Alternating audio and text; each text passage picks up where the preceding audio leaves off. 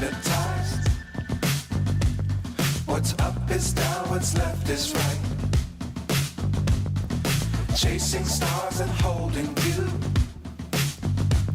I can't see the end, but we'll see it through.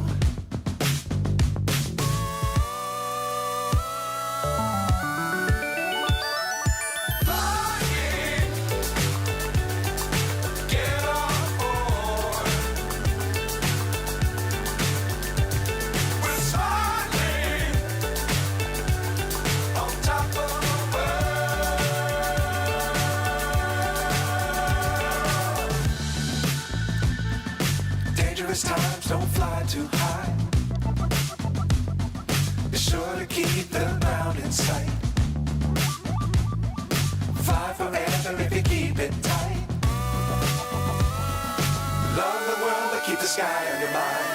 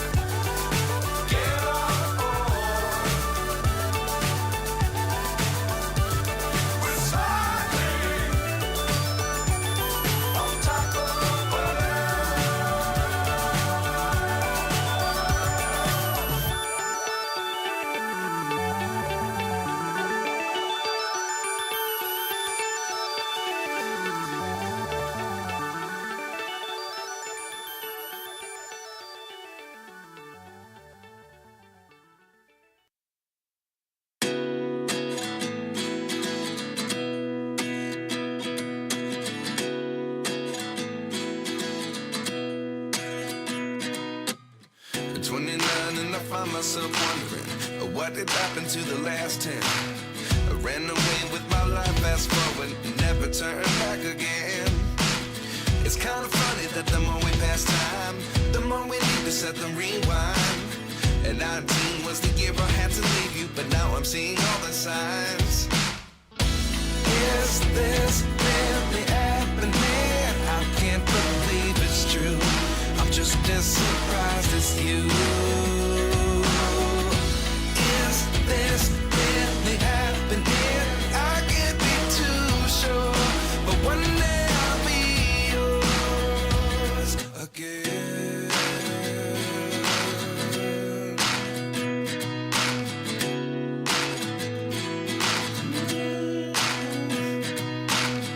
Life lessons come one in a dozen. The other 11 get something from nothing. I sit here looking for an answer. Maybe the biggest question was in the last chapter. You gave me the soul I have today. Without you I never could have moved away. But now I see what you teach. I do believe I always should have stayed. Yeah. Is this really happening? I can't believe it's true. I'm just as surprised as you. Is this really happening? I can't be too sure, but one day I'll be yours again. One day I'll be yours.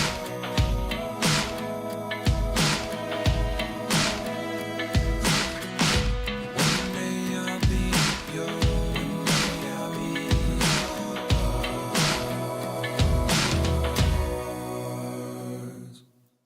Life lessons come one in a dozen. The other 11 get something from nothing. Life lessons come one in a dozen. The other 11 get something from nothing. Life lessons come one in a dozen. The other 11 get something from nothing. Life changes just open the door. One thing's certain, I'll always be yours. Is this really happening? I can't believe it's true. I'm just as surprised as you.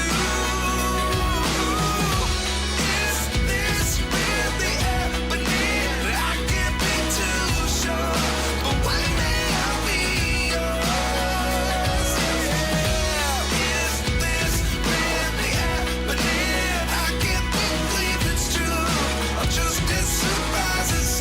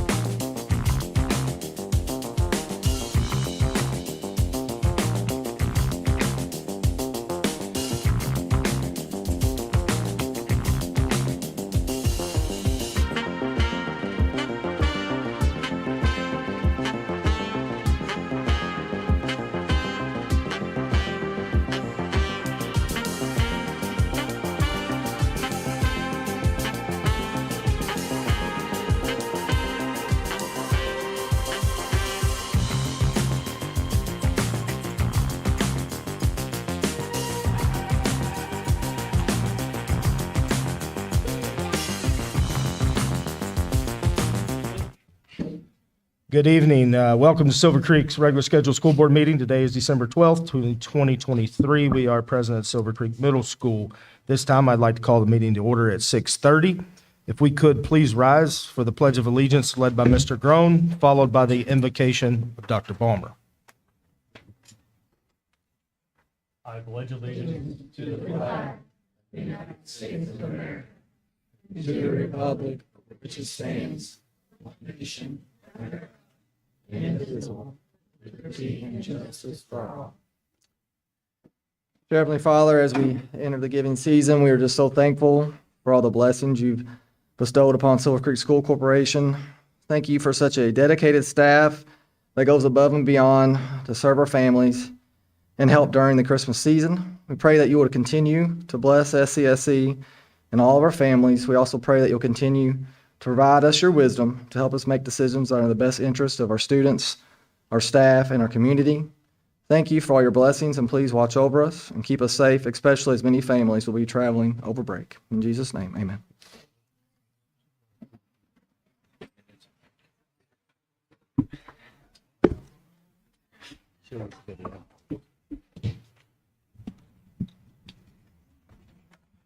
All right, we'll do roll call. Mr. Basham. Here. Ms. Bright. Here. Ms. Franklin. Present. Mr. Groen. I am present. I am present. We have quorum. Dr. Briggs, any emergency additions or revisions to the agenda? Yes, good evening, everyone. Board, I do have some revisions to the agenda. We will start with, under number 7, consent agenda. Under letter D, donations. Recommend to add Roman numeral number 2, SCE, $2,000 for the Christmas fund from an anonymous donor. Also recommend to add Roman numeral number 3, SCM, $3,500 for the Christmas fund by an anonymous donor. Moving on, under letter E, other, under Roman numeral 6, field trips. Recommend to move number 2, SCHS Travel Club to Australia and New Zealand, March 2026 during spring break, from the consent agenda to an action item. So that would go to letter B, action items, and would become Roman numeral number 5. Also under consent agenda, letter E, other, Roman numeral 10, recommend to delete from the agenda. Roman numeral 10 would read property and casualty insurance renewal for 2024. That proposal is not quite ready. We do anticipate bringing that at the next meeting, however. And then also underneath consent agenda, letter E, other, Roman numeral number 12, recommend adding Humana Supplemental Claims Administration Services Agreement.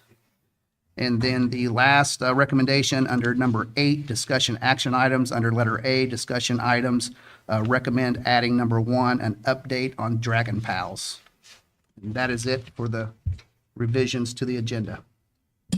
Any question for Dr. Briggs on the revisions to the agenda? Hearing none, do we have a motion to approve? I so move. Mr. Groen makes a motion. Do we have a second? I'll second. Ms. Franklin seconds. All those in favor, please say aye. Aye. Those opposed? Motion carries 5-0. At this time, we have some special recognition. Ms. Myers, I'll invite you up first.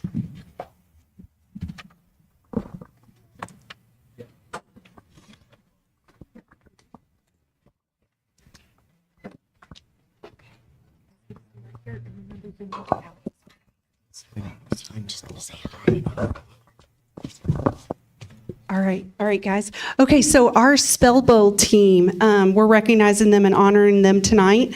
They were coached by J.D. Ehringer, who is coaching basketball tonight. He wears many hats. But we are excited about their accomplishments. I'm going to let them first introduce themselves, and then I'll share a little bit about what they did. So here we go. Hi, I'm Hollis Braun. Hi, my name is Abel Potts. Hi, I'm Flynn Sissel. Hi, I'm Brooklyn Burris. Hi, I am Avery Von Ullman. Hi, I'm Samadi Hernandez. Hi, my name is Danielle Cheatham. All right, wonderful. Okay, so some of the things that they did. There was 11 people actually on our Spell Bowl team, and we won our competition, came in first place at Brady Shrum School within our division, and we had 2 perfect spellers, Presley M., who's not here tonight, and Avery Von Ullman. I'm going to wave so they know. All right. And then we had two near perfect spellers who's here with us tonight, Flynn Cecil. Wave, you want to wave, Flynn? There's Flynn and Hollis Braun. So the rest of our team was, besides those four, we also had Brooklyn Burris, Danielle Cheatham, Brinley Chumley, Samadhi Hernandez, Addison Hedinger, Abel Potts, and Max Whitehead. And we were 16th in the state for our whole division across the whole state in elementary school. So we were really proud of them. They did a great job. Good job, guys.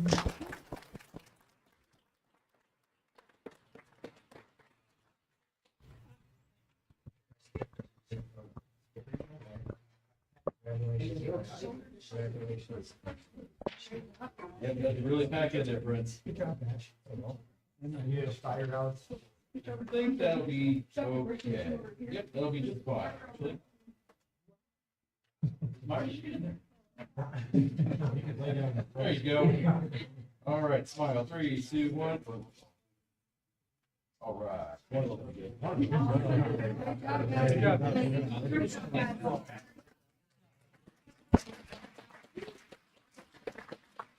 All right, if we could have the Silver Creek Middle School cross-country team come down the wall, and the coaches, we'd like to recognize our state meet runners. If you would come over to this wall, come down.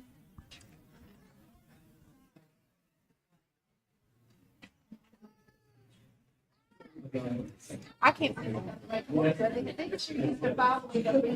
a little room to run around here. Come on down in front.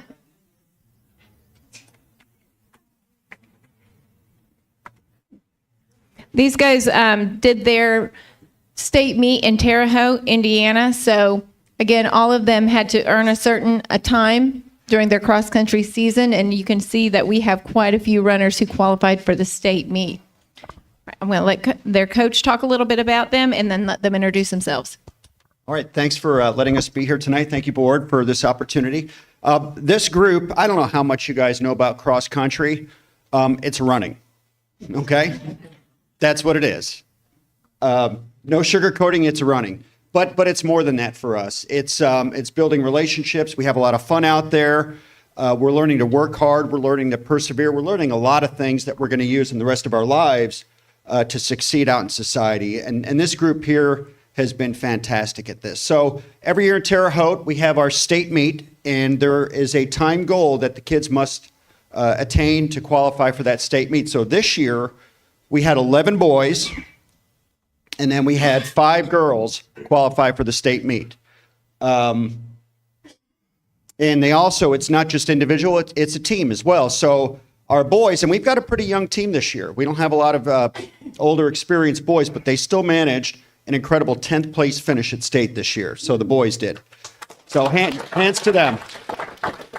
And then our girls finished in 16th place in state, just a few points behind 10th place. I mean, it was really, really close. They were fantastic too. So we've had a great, successful year at middle school. And I'm proud of these kids. I'm proud of the whole program.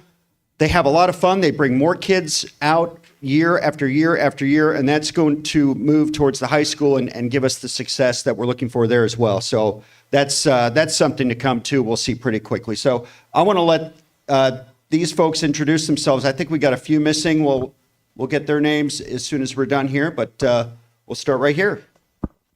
Hi, my name is Jada Mertz. Hi, my name is Megan. I'm Grace. Hi, my name is Lila Whitsitt. I'm Ryan Baggett. I'm Rhett McCrae. I'm Cooper Day. I'm Bryson Persinger. I'm Mason North. Kipton Grown. Hello, my name is Ethan Ward. Hey, my name is Dane Nafis.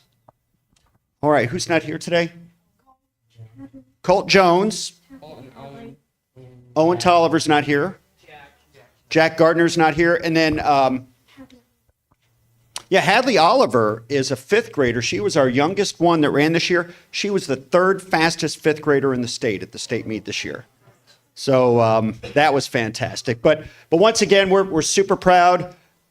they're actually happier than they sounded normally right here. So, but they come out and work hard, and we're super proud of them. And for me, no matter how my day is going, if I've had a tough day, I know whenever we go to cross country, whenever I go there, it's inspiring. I never thought I'd be this inspired by young people, but I am every day because of the hard work they put in. Remember, it's running. That's what they're doing, and they come in happily and want to be with each other, and they work hard day after day after day. So let's give them all a big hand and congratulations.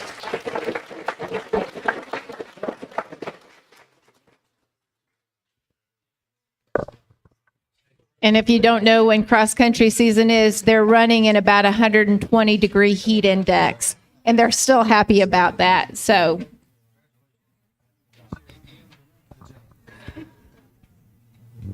All right, friends, we're getting you back up real tight. We might do a couple rows of shorter friends, maybe in the front, taller folks in the back, bored people in the back. Step out just a little. I'll need you to get a lot closer. Tall people come forward, level. Yep. Short people start coming that way.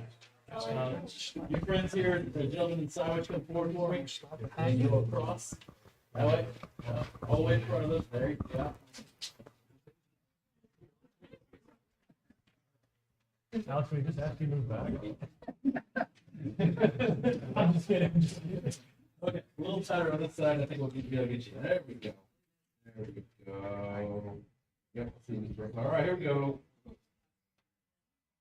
3, 2, 1. All right, thank you. Good job. Thank you.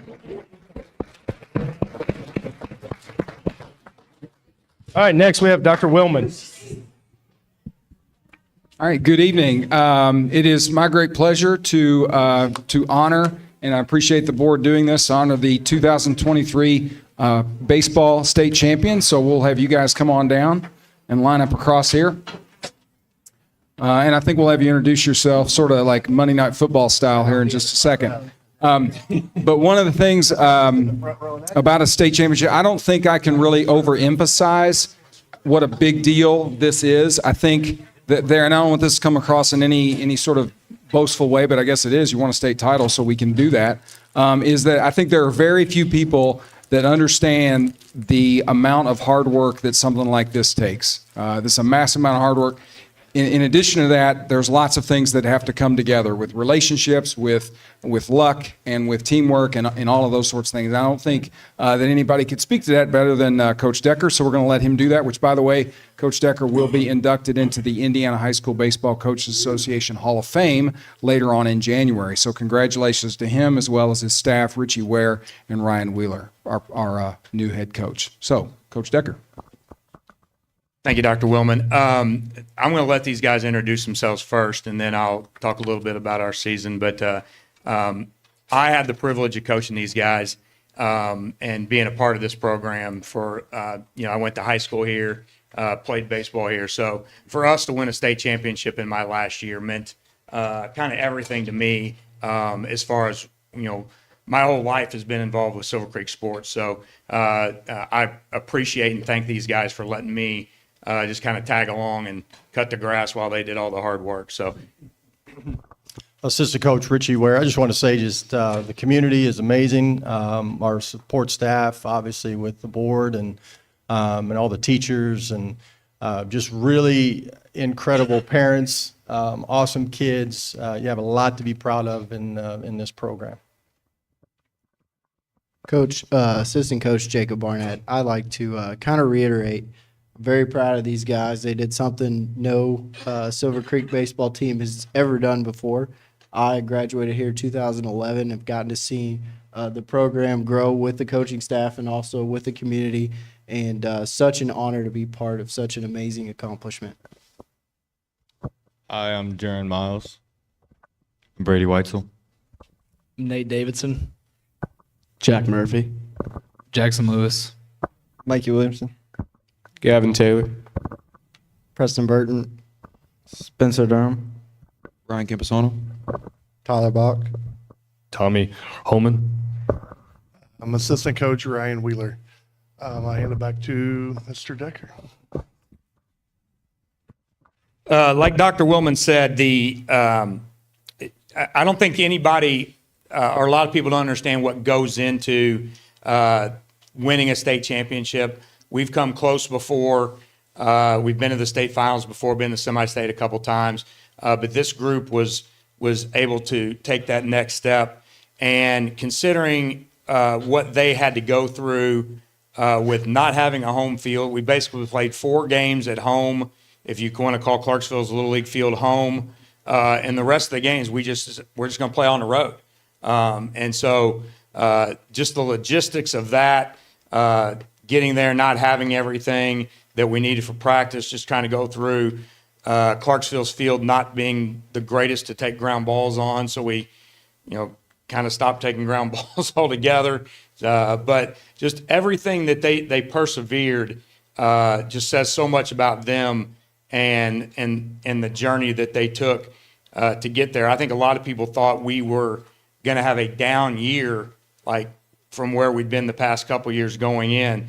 But all these guys are back. We graduated 4 guys. They're gone off to college. None of them are here.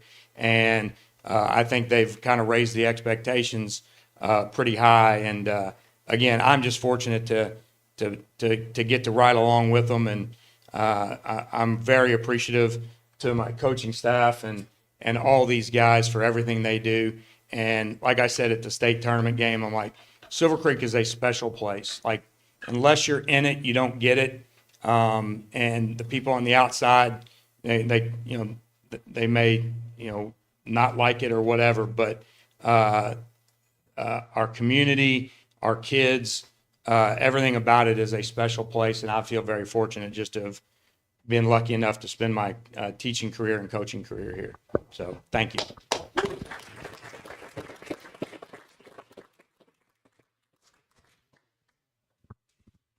Everyone can stack up as much as possible. Get as friendly as you can. No. Be careful. I'm just glad we didn't have to spell or run. Neither one of those. Run short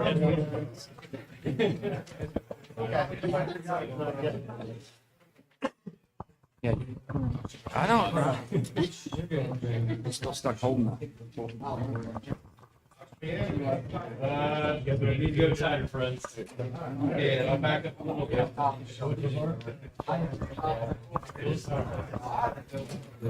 There you go, there you go. All right, 3, 2, 1. Very good, thank you, folks. All right. Thanks.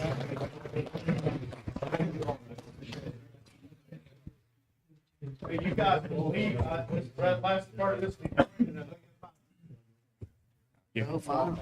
Appreciate you. Thanks.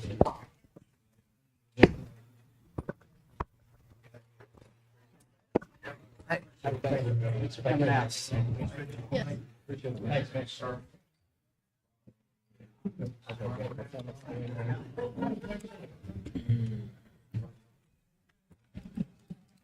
All right, next up under recognition, we have a school performance data presentation by Dr. Waters and Dr. Swearens. Thanks.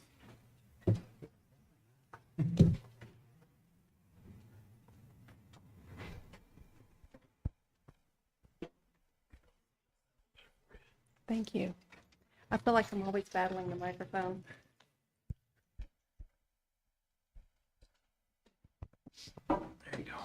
All right, good evening. Dr. Waters and I will be sharing our school performance data and then also our district response to that data.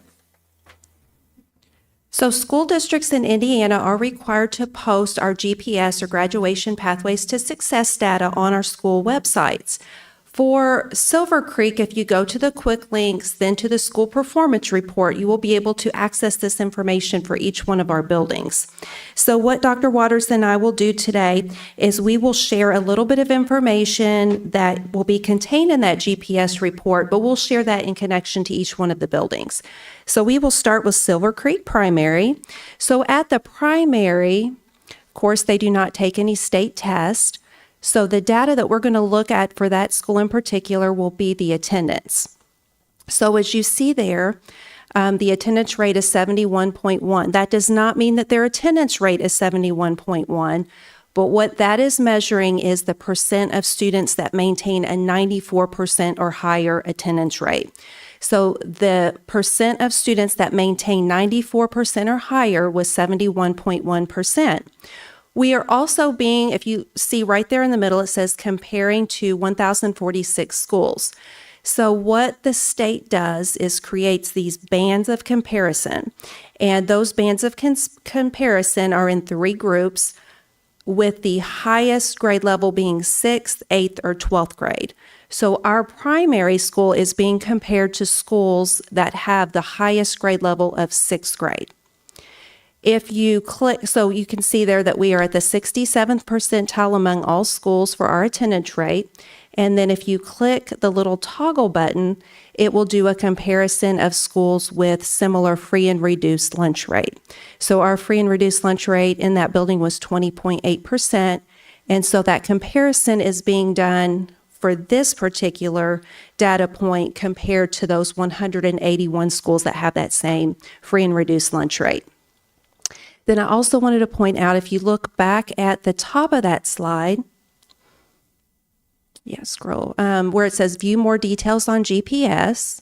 Each one of the schools will have a link there as well, and this gives you some additional information about the school.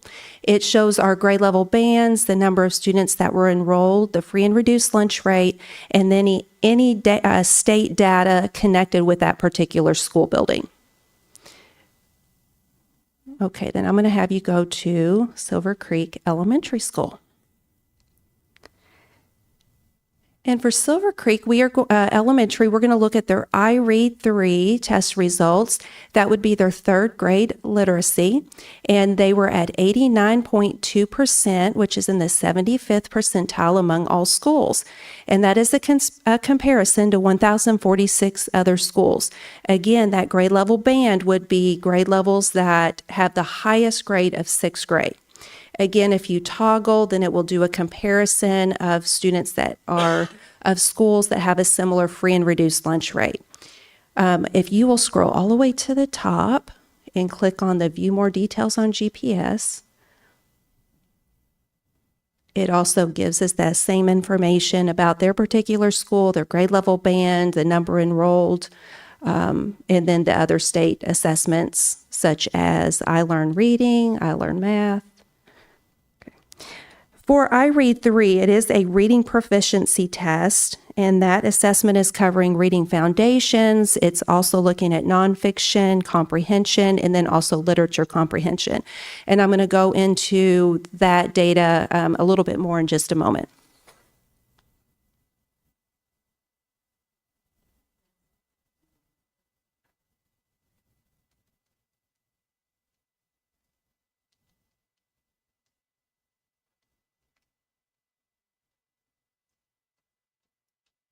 Okay, and then for the middle school, again, you click on that button and it'll take you right to our GPS right there. And as far as the middle school, of course, we've got the I Learn English and the I Learn Math, and so that's our pass rate. And it shows you our percentile 2 among 545 schools within the state of Indiana, similar middle schools, and you can also see our attendance rate. And then when you toggle, you click the little toggle, and then it'll show you where we rank with schools that have similar free and reduced lunch percentages. It's just a lot of good data to have and look at. And like Dr. Briggs tells us, whatever gets measured gets attention. And so that's what we're doing, is giving this a lot of attention. And if you were to scroll up and go to the actual GPS, a parent can do this, or a community member, and then it'll show you the different bands that the middle school gets, if not graded on, but reviewed. We've got our attendance, and it does show you the 6th grade math, 21st century scholar enrollment, and so on, as well as our I Learn growth and proficiency rates there. And if you go to the high school, as far as the high school, again, they do have the attendance rate, but now we see the SAT performance as well as our college and career coursework and graduation rate. And so again, you can see that we're compared with 525 schools in the state of Indiana. And when you toggle, when you click the toggle button, Now it shows you that we're compared with other schools that have similar free and reduced lunch percentages that we have. And again, if you were to go back up to the top of this page and view it on the GPS, parents can get even more data that's listed on that GPS for our buildings. All right, so when I got here to Silver Creek back in June, just trying to figure out my job, one thing I realized is we did not have historical test data. And I brought that when I was at Hazelwood because I like to compare things and see historically how we looked. And so this is also linked on our website. It's linked under curriculum for the district website. And Dr. Swearens, can you click the slideshow? It'll make it easier for me to see. Sorry. Okay, so what we have here are cohorts. So I color code everything. That's just how I am. So you can follow a student. So take a student that was a third grader in 2019, and this is what that cohort did when it came to iLearn. Well, then 2020 happened and we didn't take iLearn because the pandemic hit. And then you can kind of see how that same third grade class, what happened in 2021, 2022, and 2023. So it just kind of follows the student in their cohort. That is the percentage of students that were proficient in iLearn, and that's different grades 3rd through 8th grade because they're the ones that take iLearn. And it also compares us to the state, so you can kind of see the comparison to the state. So parents or community members are able to see this. And Dr. Swearens, I wonder if you can click through again, and we've got our math there as well, so they can see the math. And then we also have, in the 5th grade, they're tested on social studies. 4th and 6th grade, they're tested on science. And then we also have the biology that's tested in the high school. Again, showing you that data since 2019, as well as our iRead test data.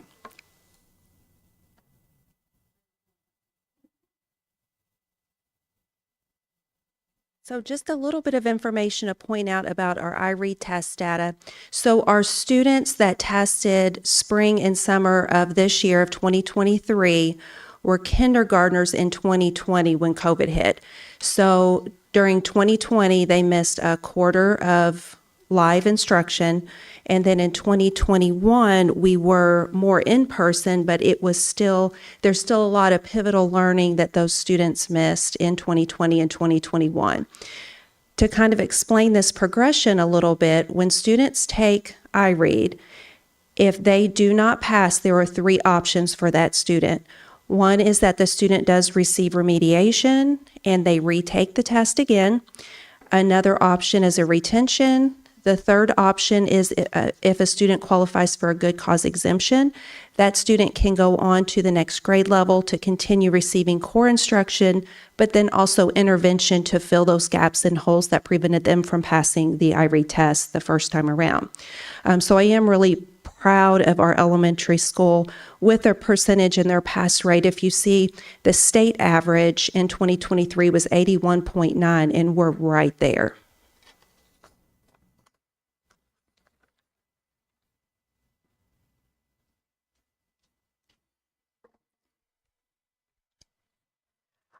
Okay, so we want to continue the cycle of improvement here at Silver Creek. Are you able to get out of the... Oh, that does show you that shows you the SAT data as well. So we have that for parents and community members to see also.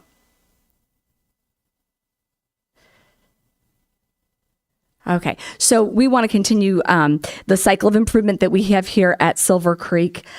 So Dr. Swearens and I, we've decided these are our next steps. These are, what our thoughts are moving us forward. So the first piece that we have is alignment of our instructional blocks. So we're looking at that vertical alignment.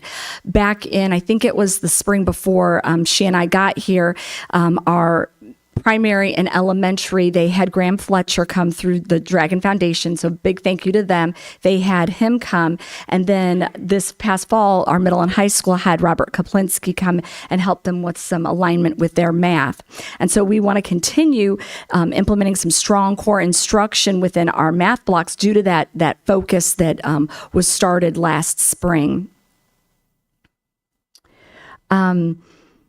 as far as alignment to the new state assessments, that's our pacing guides. So we're aligning our pacing guides to the Indiana academic standards, but also our we want to make sure that we've got rigorous assessments within our buildings. We want to make sure that we're bumping up that level of rigor and the depth of knowledge in the questions that we give. So that's that whole piece of alignment of the instructional blocks.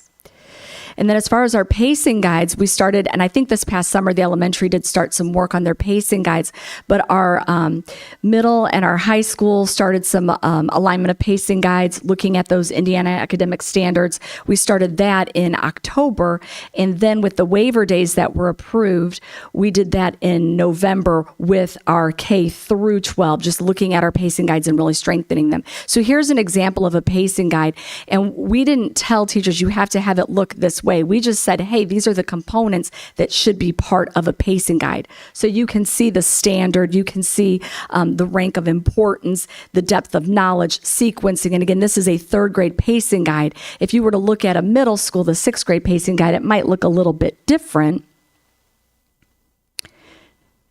And you're going to have to scroll down because we started this in October thinking of third and fourth quarter because that's where we're going next. So now you can kind of see the standards that they have. And I think if you click on at the bottom of the page, Dr. Swearens, do you see it says ELA grade 6? Okay, and if you scroll down, because see, they've got it linked or by semesters. Okay, right there.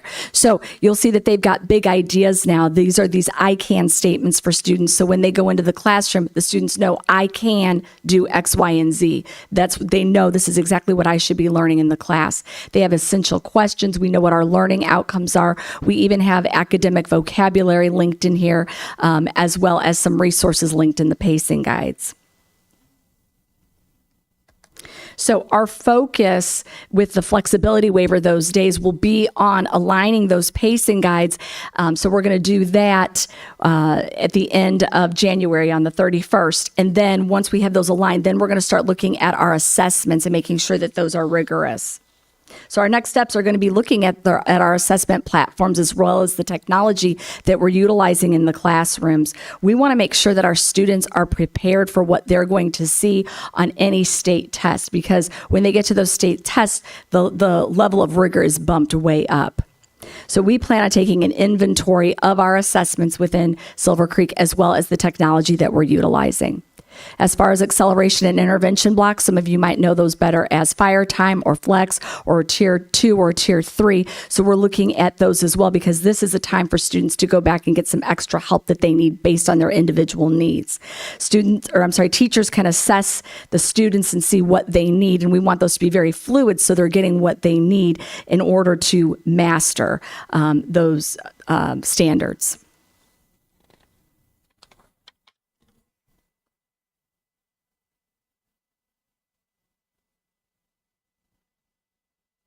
So as Dr. Waters shared, we've been working alongside the building principals in aligning our math block, both across the buildings, but then also vertically across the district, excuse me. So we will continue that work in all of our other subject areas as well to just ensure that alignment.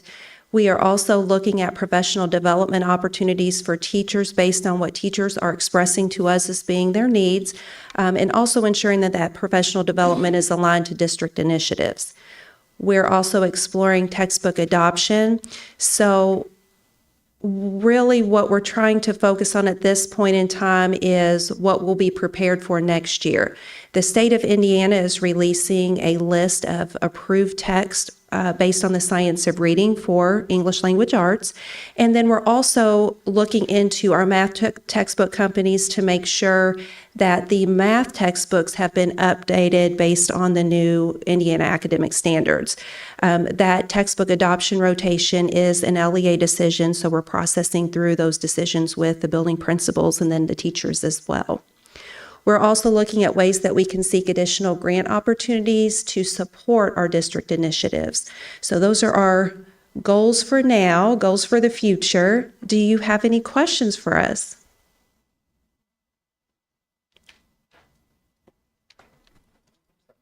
Okay, thank you. Data and information. Thank you. This is good information to see. I agree totally. Thank you so much for all the work and actually going back and trying to, find the historical data too. That's great. Thank you. All right, next up, we have community input. We have Stephen Gibbons.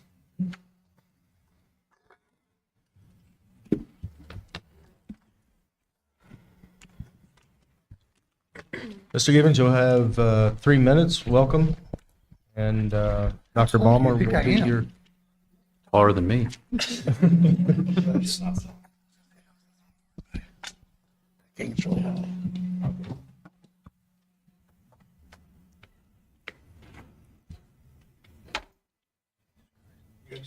Okay. Hello. So my name's Stephen Gibbons. I'm a parent of a freshman at Silver Creek High School. I've talked to a few of you before and seen, obviously, many of you at the theater's productions. And that's where I'm coming from today as a theater parent. I know this is probably a horse that's long dead and not worth beating in some people's opinions, but I at least wanted to get it on the record and come forward and at least have the conversation about what I feel like is a major disservice to the students. We're in the process of doing all these fantastic improvements to the high school and all these additions. And one of the things that we are obviously building on is the new auditorium. Fantastic structure, lots of great things. But one of the things I'm hearing thrown around a lot is state of the art. And unfortunately, I think kind of one of the ways we need to look at this, if we're being honest, is state of the same. One of the things that was pulled from and I don't mean pulled, but one of the things that wasn't included is a fly system. I think that in having conversations, there's maybe some misunderstanding about what a fly system is, as far as maybe just the idea of letting a kid get lifted up and fly across the stage. It's a lot more than that. It's being able to let the scenery change, its audience experience, its cast experience. But the thing I really want to focus on is it's also a curriculum portion. I'm a consultant by living. I've spoken to technical directors at Indiana University, Purdue University, University of Kentucky, University of Louisville. They've all said that it would be extremely difficult, if not impossible, for a technical student in technical arts in the backstage of the theater to catch up without this particular piece of equipment in place in the high school years.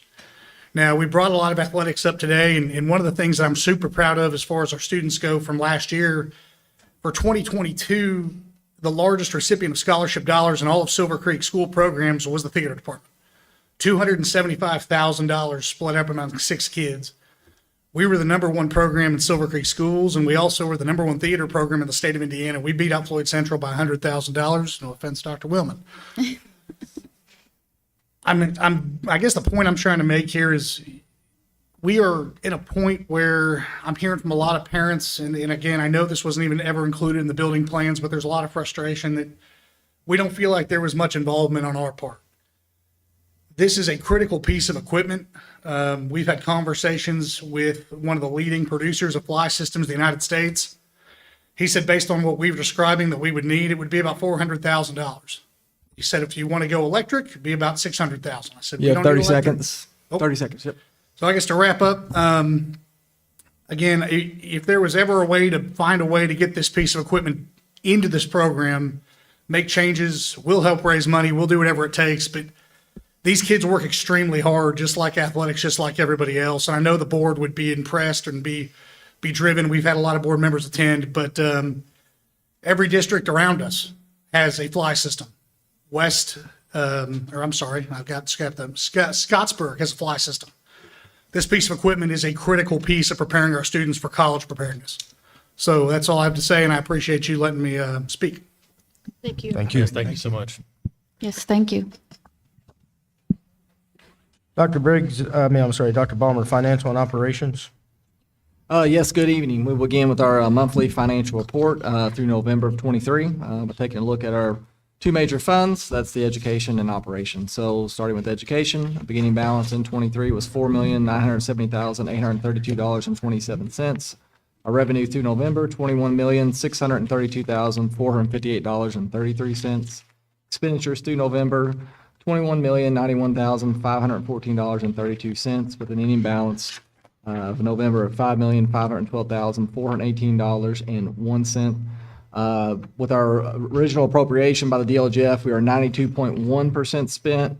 Max spent at this point through November be 91.6, but just a reminder, we did file for the additional appropriation, so we are now within our appropriation limit with that approved appropriation by the LGF.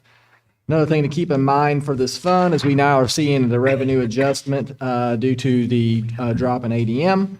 You'll also see expenditures increase quite a bit in December as raises and back pay go into effect for our fiscal employees in that fund. On the operation fund side, beginning balance in '23, $3,530,127.66. Revenue in operation fund through November, $6,018,687.47. Expenditures through November, $6,688,938.53 with an ending balance of November 2023, $2,859,876.60. In that fund, we were 81% spent. Again, max spent would be about 91.6, and it is normal for expenditures to exceed revenue at this time with that fund due to your major revenue sources being June and December with your property taxes. The other funding sources, your ed op transfer for that fund. So any questions on financial report? All right, moving on finances, the State Board of Accounts, they are currently at central office for our audit that happens every 2 years. So it is a scheduled audit there. So they are present.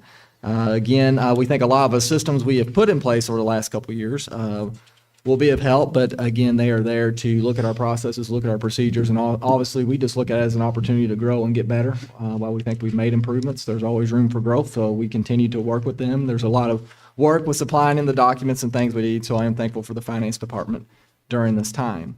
A few updates on the operation construction side. I do want to thank Ms. Cahafer for a couple of recent things that she worked with the Indiana Department of Transportation on. We do, as you know, there's a lot of traffic, especially in that 31 area there with the 403 intersection. We've been kind of looking at that, seeing, just kind of inspecting, and Ms. Cahafer noticed that the traffic light seemed to be mistimed.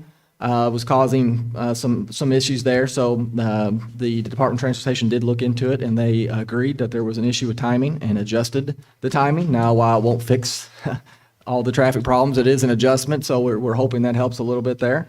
There was also, while she had their attention, she made note that she felt like the pedestrian crossing there coming from kind of front of the middle school, elementary area into Shirley's, that people were not actually stopping there and asked for additional signage. And they did put 2 new signs there, and it specifically says it is state law to stop. So I think those are 2 improvements there that we appreciate her time and attention to.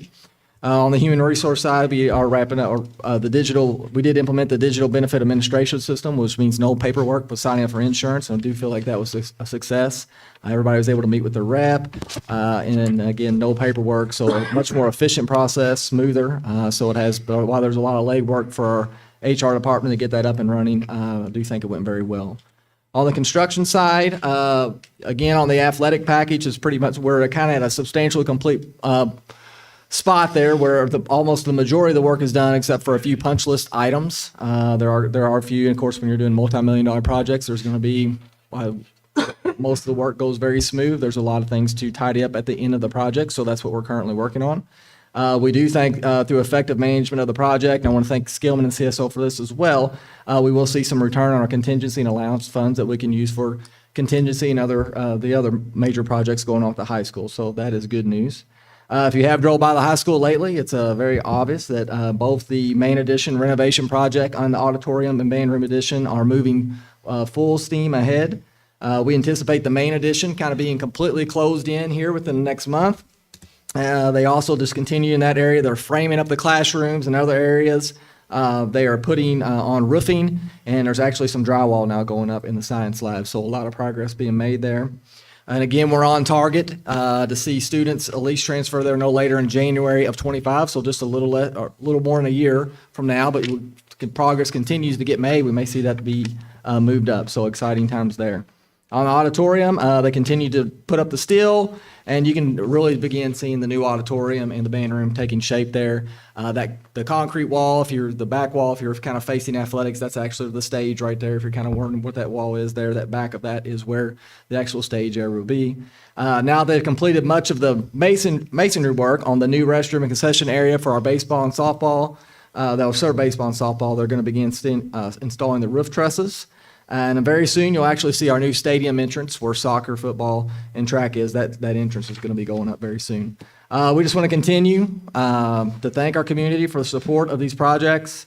We also want to thank our families and staff and students for their patience and resilience as we've worked through the transformation of the high school.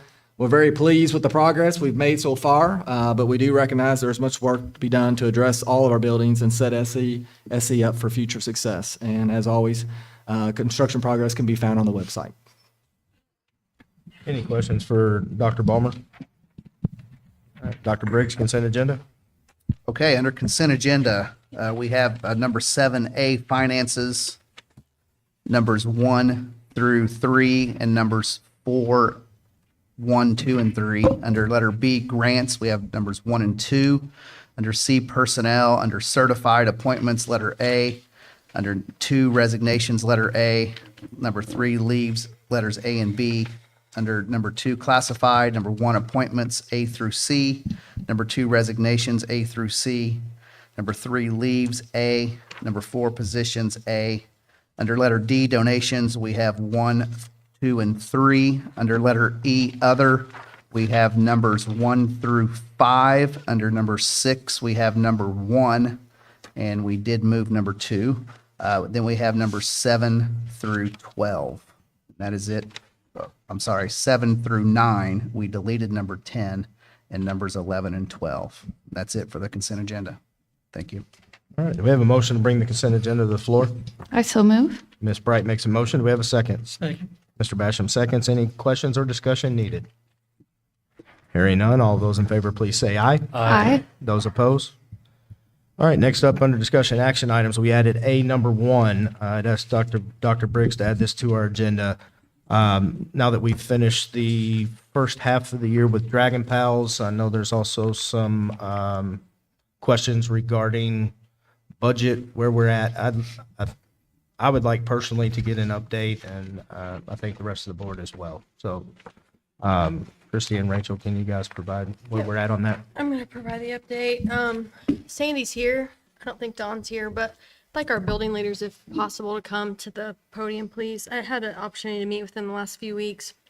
I just would like for them to provide some numbers with regards to the students that we're serving, what we've actually been done. Our last day for the first semester with PALS wrapped up on the 30th. But Sandy, if you don't mind sharing some information about what daytime students are being served, and then what your after school looks like, and any plans for at the end of the year, what students that would be serving as well if we continue the program. Sure. So we have served, we've got, I was pulling it and trying to look at it, but we have 7 teachers serving 28 kids for our after-school program. That's 4 kids in each group. We have 2 assistants that help out, bounces between those groups. And then our during the day, which is our Indiana Learns program, we have 33 students who receive daytime support. And we have 2 Dragon Pals daytime support teachers that are in the building that are not part of SC staff. And it's my understanding that at the end of, if the program were to continue next semester, that at the end, the iLearn students would come in and you have a specific program at the end that you do specifically for them. Can you elaborate on that a little bit? It's not iLearn, it's iRead. iRead, sorry. So our 3rd graders who do not pass iRead the last month of PALS, we identify those students who did not pass, and they receive additional tutoring after school as some of their interventions before they retake the test, and then they retake the test at the very end of May before school is out, is what we've done the last couple of years. Okay, and approximately how many students would that be? Well, that really depends on the test and how many kids we have. But I would say I think could be last year 30 to 40 potentially. I guess. Additional on top of the ones that are already in the program? What Or we some of do that is overlap? we end the regular after-school program so we can start the iRead program. So then the teachers really focus on those foundational skills and what data we get back from iRead. Okay, thank you. Don Hall, our building leader for the primary, is not here tonight. There is no daytime programming that's occurring in the building during the day. And the after-school program that is going on there, there's less than right around 20 students, I believe, that are participating in that.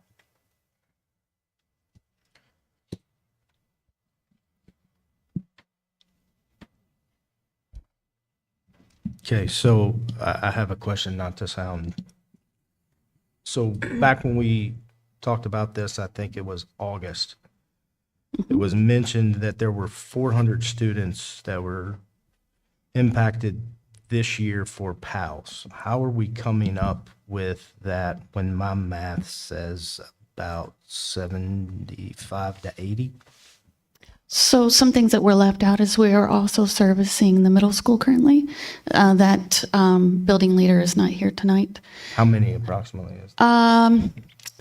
It fluctuates because that's the caveat I'll get into. So we have two funding sources. We have our SLRG grant, which is servicing the primary and the elementary. And then we have Indiana Learns, which is completely separate and is funding the 2 daytime employees at the elementary school. And it's also funding the programming at the middle school. And then it also funds some one-on-one tutoring that goes along more with parents' schedules versus our strict schedule of after school for 1 hour. So of the Indiana Learns students who qualify in Silver Creek School Corporation, it's about 293, I believe. You all can correct me if I'm wrong, but I believe it's around 293 that qualify for services. We reach out to all those parents and we have offered our assistance. Some of them have enrolled and taken us up on that. We have also offered several after-school meetings with parents to come in and allow us to help them with the portal, which is, I'll be honest, not real user-friendly. And so we have been able to help some of those. We brought in our ESL translator that we have also to help with our English as a second language parents and students. And some of those have signed up.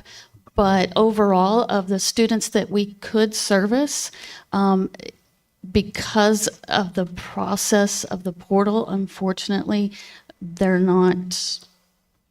How many? How many qualify? Oh, no, Oh, I'm sorry. you said 200 on the quality. How many? About 293 qualify, but as far as how many we service, I believe Sandy said at the daytime, Sandy was at 33? Yeah. And then at We have those numbers. How at the much middle we- school, it fluctuates. I'd say there's about 20, but they're not consistent.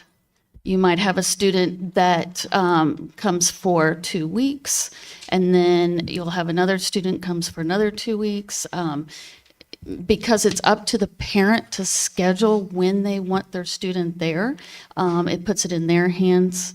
It's not the structured approach that we have with our other programming.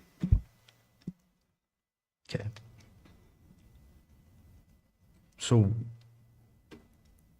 in theory, in August, we had 400 that we were servicing, but now we're down to less than a total of 100. Well, in August, we weren't servicing any students yet. We had the presentation I gave was on 2022 to 2023. Programming doesn't start with Dragon Pals until this year we started it after Labor Day. We have found that that was like the best timing to start. We had tried in November, that was too late. We tried at the end of August, that was too soon. So the best time we found was right after Labor Day. So at the August 8th meeting, there were no students signed up. The next day is when we started signing up those who would want to be tutors and stay after school and such. And then during that month, we also reach out to faculty to have them refer students who would qualify. Then we reach out to those parents to see if they'd like us to service those students. And then they sign up for services or not. Then we look at what groups they should go into. There's a whole lengthy process that takes about 4 to 6 weeks, and then we actually start programming. So at that time, we had not started servicing students. Correct. I get that, but I believe I'd asked a specific question of how many students are we servicing? So did we go from 400 students that we were servicing last year to less than 100 this year? Is that because the program was successful, or because of a lack of interest? No, it's not due to lack of interest. At the primary and elementary, we're servicing pretty close to what we did last year. The only difference was we had 6 students in each group rather than 4. It's been found that best practice is to have 4 students in a group. That's also an iLearn. Indiana Learns requirement is also 4 in each group because it's best practice. So we had also serviced in the past the middle school and the high school using the what I would call regular Dragon Pals. And because leftover funds are being used, there was not funds to run regular Dragon Pals in middle school and high school. Thankfully, though, we did garner the Indiana Learns. They're a partner with us. We're a partner with them, and so that's allowing us to service the middle school. But because, unfortunately, because it does, you have parents that are interested, but the 10 to 15 minutes it takes to navigate that portal and then to continue to navigate it to sign their students up every week, that's where their interest falls. So because we dropped middle school and high school, we lost 300 students in the PALS program. To be quite honest, not having those exact numbers in front of me, I can look at. No, that's not accurate. I mean, I can look it middle school up. and the high school were participating in the program. There was not near that amount in the programming. I think the concern, is there. I think the assessment at this point is just whether or not, with everything that's going on, as a whole, what is in the best interest of the students kind of moving forward. And, I think that at this time, what needs to be evaluated is the revenue that's coming in from the grants and the budget that we have set. You have 2 different funding sources, and the budget that's outlined for PALS with and what was presented is in the negative, and it needs restructuring. I think as a foundation, we have looked at that and want to and feel like what's in the best interest of the students kind of moving forward, and for the school district as a whole would be for our directors of curriculum to get more involved in assessing what the long-term programming should look like for the district. A needs assessment needs completed on their end to determine, you can see the work they've done since they've been here and the grants that they've been able to obtain for the district. I think they would do a great job at that. So, Chris, I have a question. Yeah. Not to interrupt you. Yeah. If you're not done, it's fine. Yeah. And Rachel, to you too, because I know both of you do this. I know there's discussion about whether or not there's the funds to take this program all the way through the end of the school year, like it has originally been designed in the past. So where are we at? And is there funding that is going to allow you to take this program to May? Yes. There is not funding right now are- that would continue the budget as it's outlined. There would have to be an absorption of certain positions, and, an evaluation of where those funding sources are coming into play. As of right now, the way it was outlined, it's over budget. There would have to be changes made. And at this point in time, the foundation as a whole, just in general with regards to several things with regards to feedback that we have gotten along the way is that, there's concern with regards to conflict of interest consistently. I've dealt with those complaints and concerns publicly in board meetings, privately in emails, from anonymous senders, consistently criticizing the program. And as a whole, we have to be able to function and work really well together. And we want to be better every single day, and we want to be able to leave this in a good setting, transition it over to the school to be able to effectively determine what needs there are for our students going forward, for what programming they need, and what funding sources you need to do it. So, as a whole, that's just kind of the things that the foundation is evaluating and looking at restructuring. The biggest decision I think that we have made as a team going forward is for the foundation to not have those what appear to be conflict of interest. I know as board members, when we sit up here and we say, well, we've sought out legal advice and we've gotten advisement from attorneys and they say this is okay. The question that is behind that is, what does that look like from outside perspective? And it is a question. And we want to go forth and we want to eliminate any conflicts of interest that may be perception that become what people think is reality. And so we're looking at restructuring where there will be no one that is involved with the school that is going to be a part of that to make decisions. Okay, so Chris, to answer your question, there is funding that would take us until May. As the program is now, that is not in jeopardy at all. Transportation is fully funded until May. Our coaches are fully funded until May. Our building leaders are fully funded until May. We have purchased professional development that was around $19,000 for Kaplinski to come in. He has been paid. There's nothing program-wise that is in jeopardy of not being paid until programming ends in May. It is fully funded. And that's cannot be verified by our team at this point. And so It has been being the foundation. yes. And so and I until have that- sent in documents there would showing have that to that be- is verified. There would have to be positions that would have to be eliminated and not paid, certain positions. Those discussions haven't been able to be solidified. And so until those can be changed or modified, at this point, the budget is over budget. So what she's speaking to is our overhead. So we have an executive director, which is myself. We have an accountant. And then Christy was the coordinator.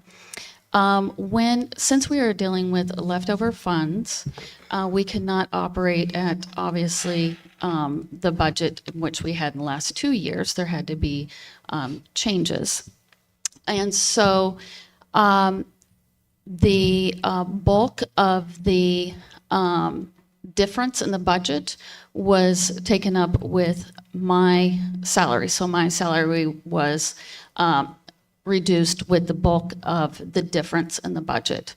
And then Christie's salary was completely eliminated because there was no activity or anything being done with that position. It was not an active position. There was no work being done. So that was eliminated. I'm not going to get into the specifics with regards I really don't to need to. personal attacks. I have voluntarily eliminated my position once I was informed that we were in the red. Rachel and I both have worked with a lot of autonomy. I don't know what Rachel does on a daily basis, nor does she know what I do on a daily basis. The bottom line is that what's in the best interest of students is that there is a shared goal and vision for kids and the best interest in their outcomes. And unfortunately, at this point in time, there's insubordination with reporting of information. We can't do our job as a foundation board And I think what's best is we get back on to focusing what's in their best interest and complete a needs assessment going forward. That's ultimately up to you guys. I will voluntarily try to continue this program, but it can't be done with the current salaries that people are making and are wanting to continue to make. So the budget's in the red. We're servicing less than 5% of our student population. I think it's a good time to consider what this looks like going forward when the funding's completely out. So I'm concerned. I'm concerned about the program, not just from a budget standpoint. I'm concerned about cohesiveness. I do not want to put any of our kids or anybody in jeopardy. Dr. Briggs, I don't know how we do this, but I would like to at least bring it up to a action item to actually cancel our MOU with Dragon Pals. I think the state of flux is any of the employees that work there. I think they need time to look for a position. I was under a different impression in August when we had the meeting. I thought there was fully funded. Sounds like the Dragon Foundation. I'm sorry. Go ahead.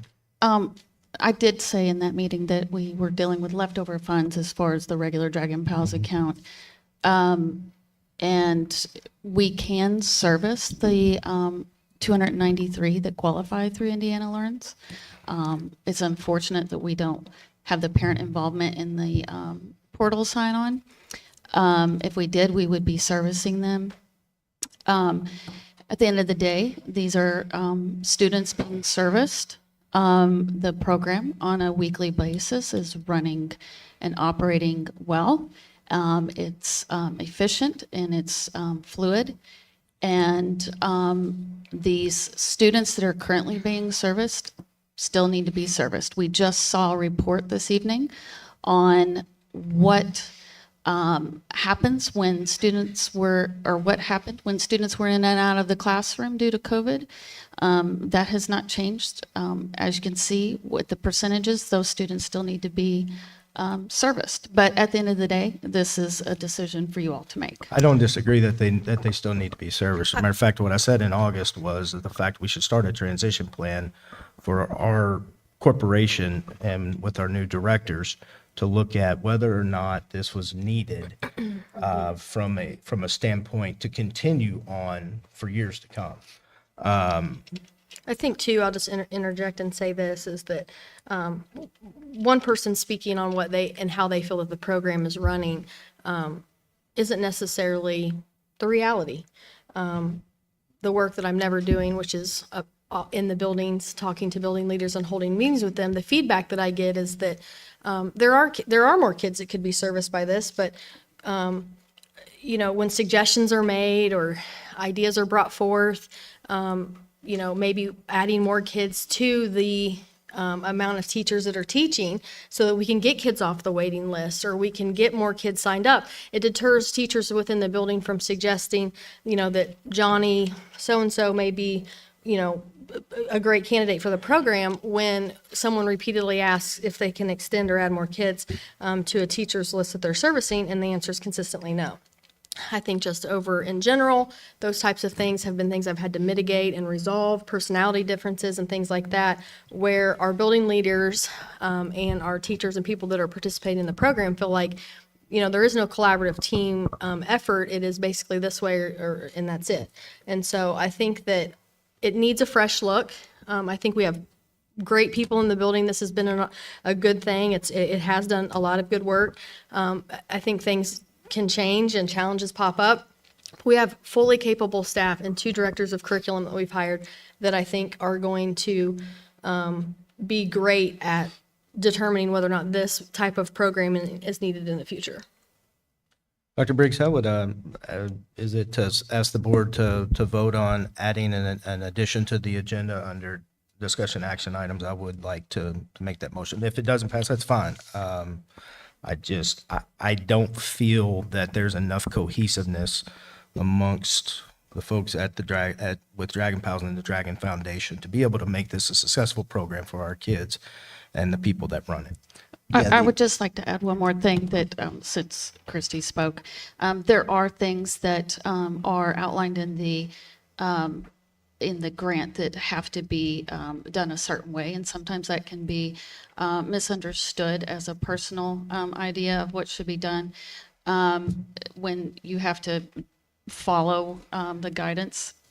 The cohesiveness is, just put it plain and simple, is because I'm refusing to pay someone who is not doing work.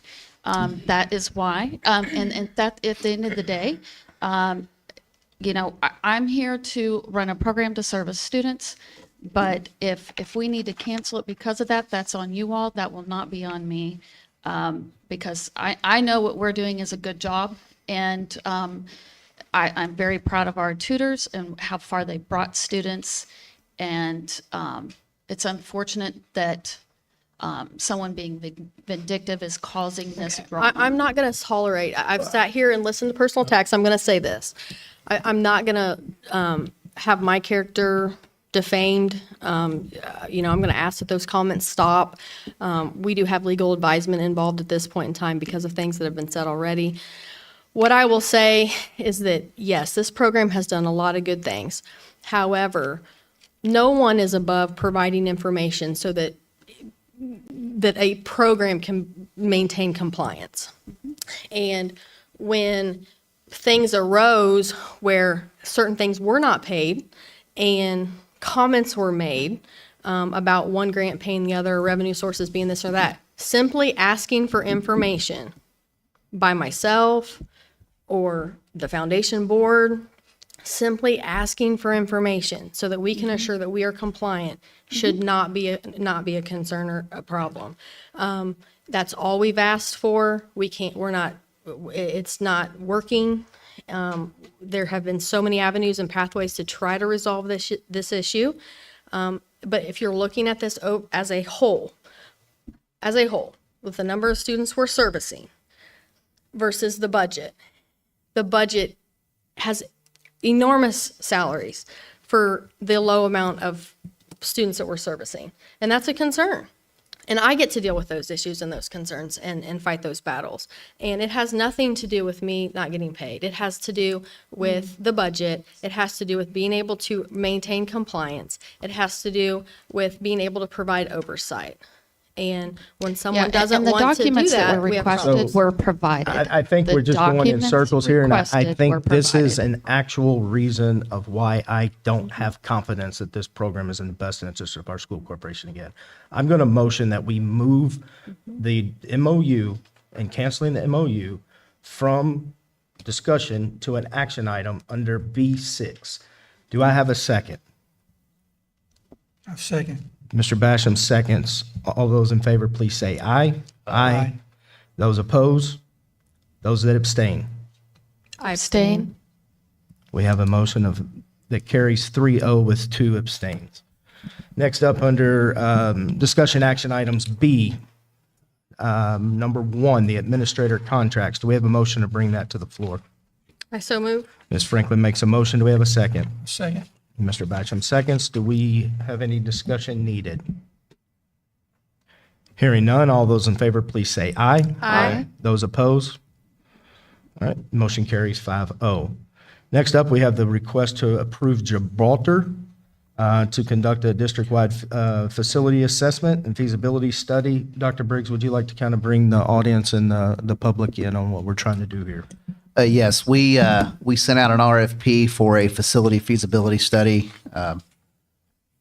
in August, I believe, September. We had 4 architects respond. We narrowed that down to 2. And after having a work session a few weeks ago, the board tonight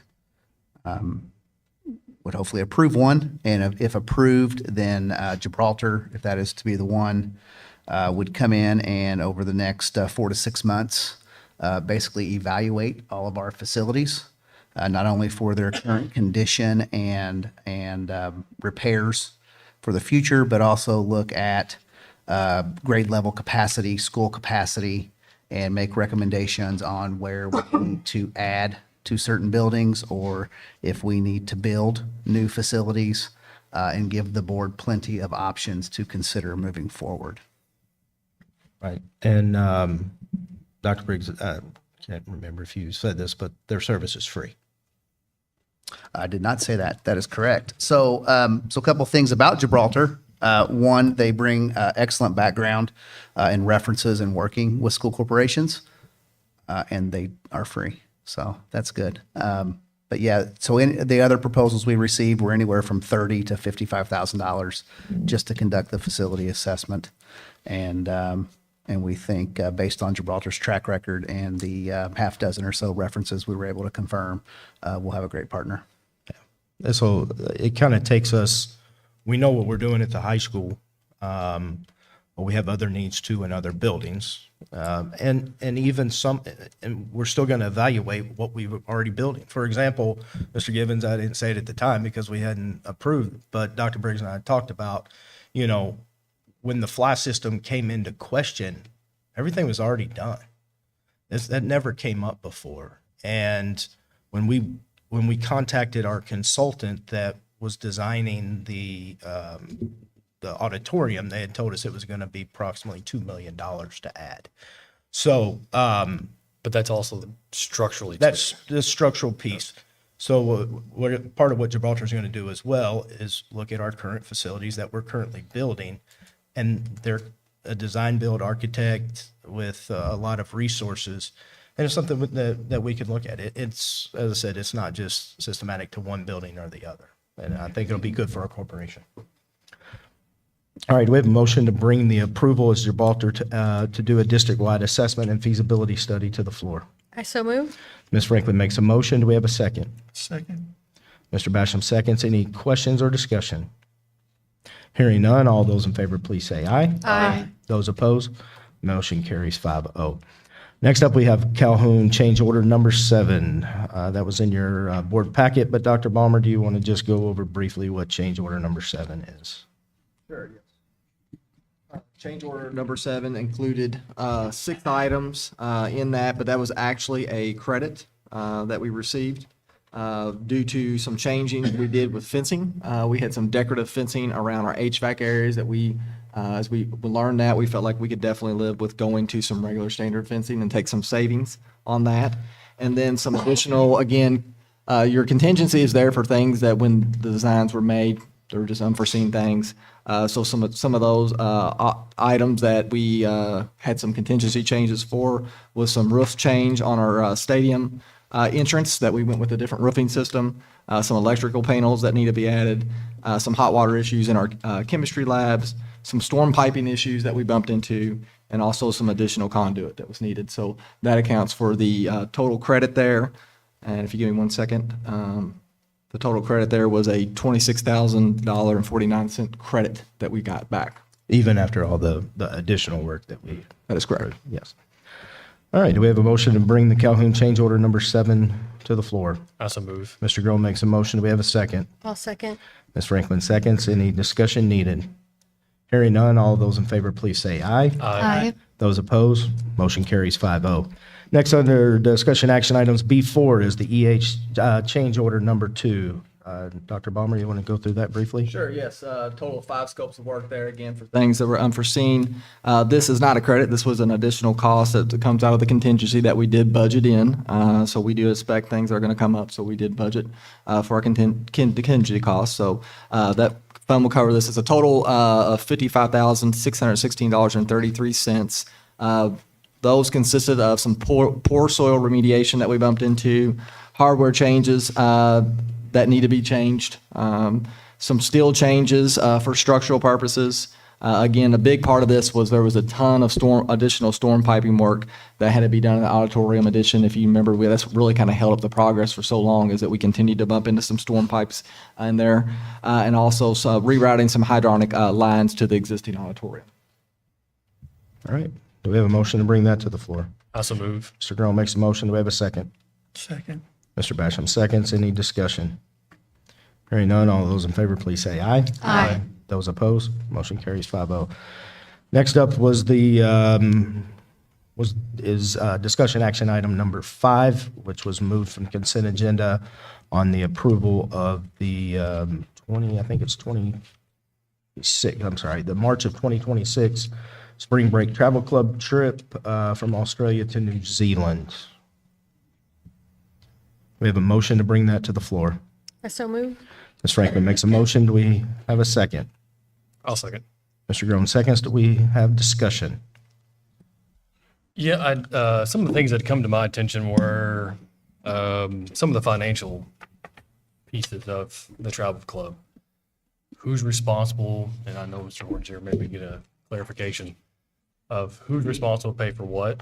Are the chaperones free, or are they coming from the funds the kids raise? The selection of the teachers, how that's done. Is it based on training? Is it based on number of pieces they've been on?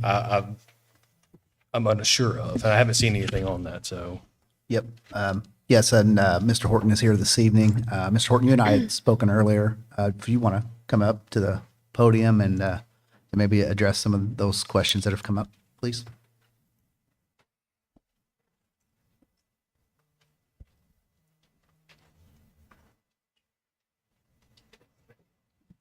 Yeah, Dr. Briggs and I had spoken about some of these things back in the spring, and he told me that they might come up again tonight. As far as payment for chaperones, that is done for the International Travel Club trip. That is done through the company that we use. They have a ratio for every 6 students that we take, we have a free chaperone spot. Now, obviously, they're not paying for that, so yes, the students it's built into the price of the trip. It's understood that you're not going to have a bunch of students go without chaperones. So it's built in by the company that for every 6 students that we have travel, that a chaperone gets to go on that trip. I call it a free spot. In reality, it's not totally free. Chaperones pay for anything that is not included in the itinerary. So what the trip's paying for the students, it pays for the same thing for the chaperones. Not included in there is the insurance cost. Not included in there is tip money. Not included in there is a passport if they need to renew a passport. Any meals that aren't included in the cost of the trip.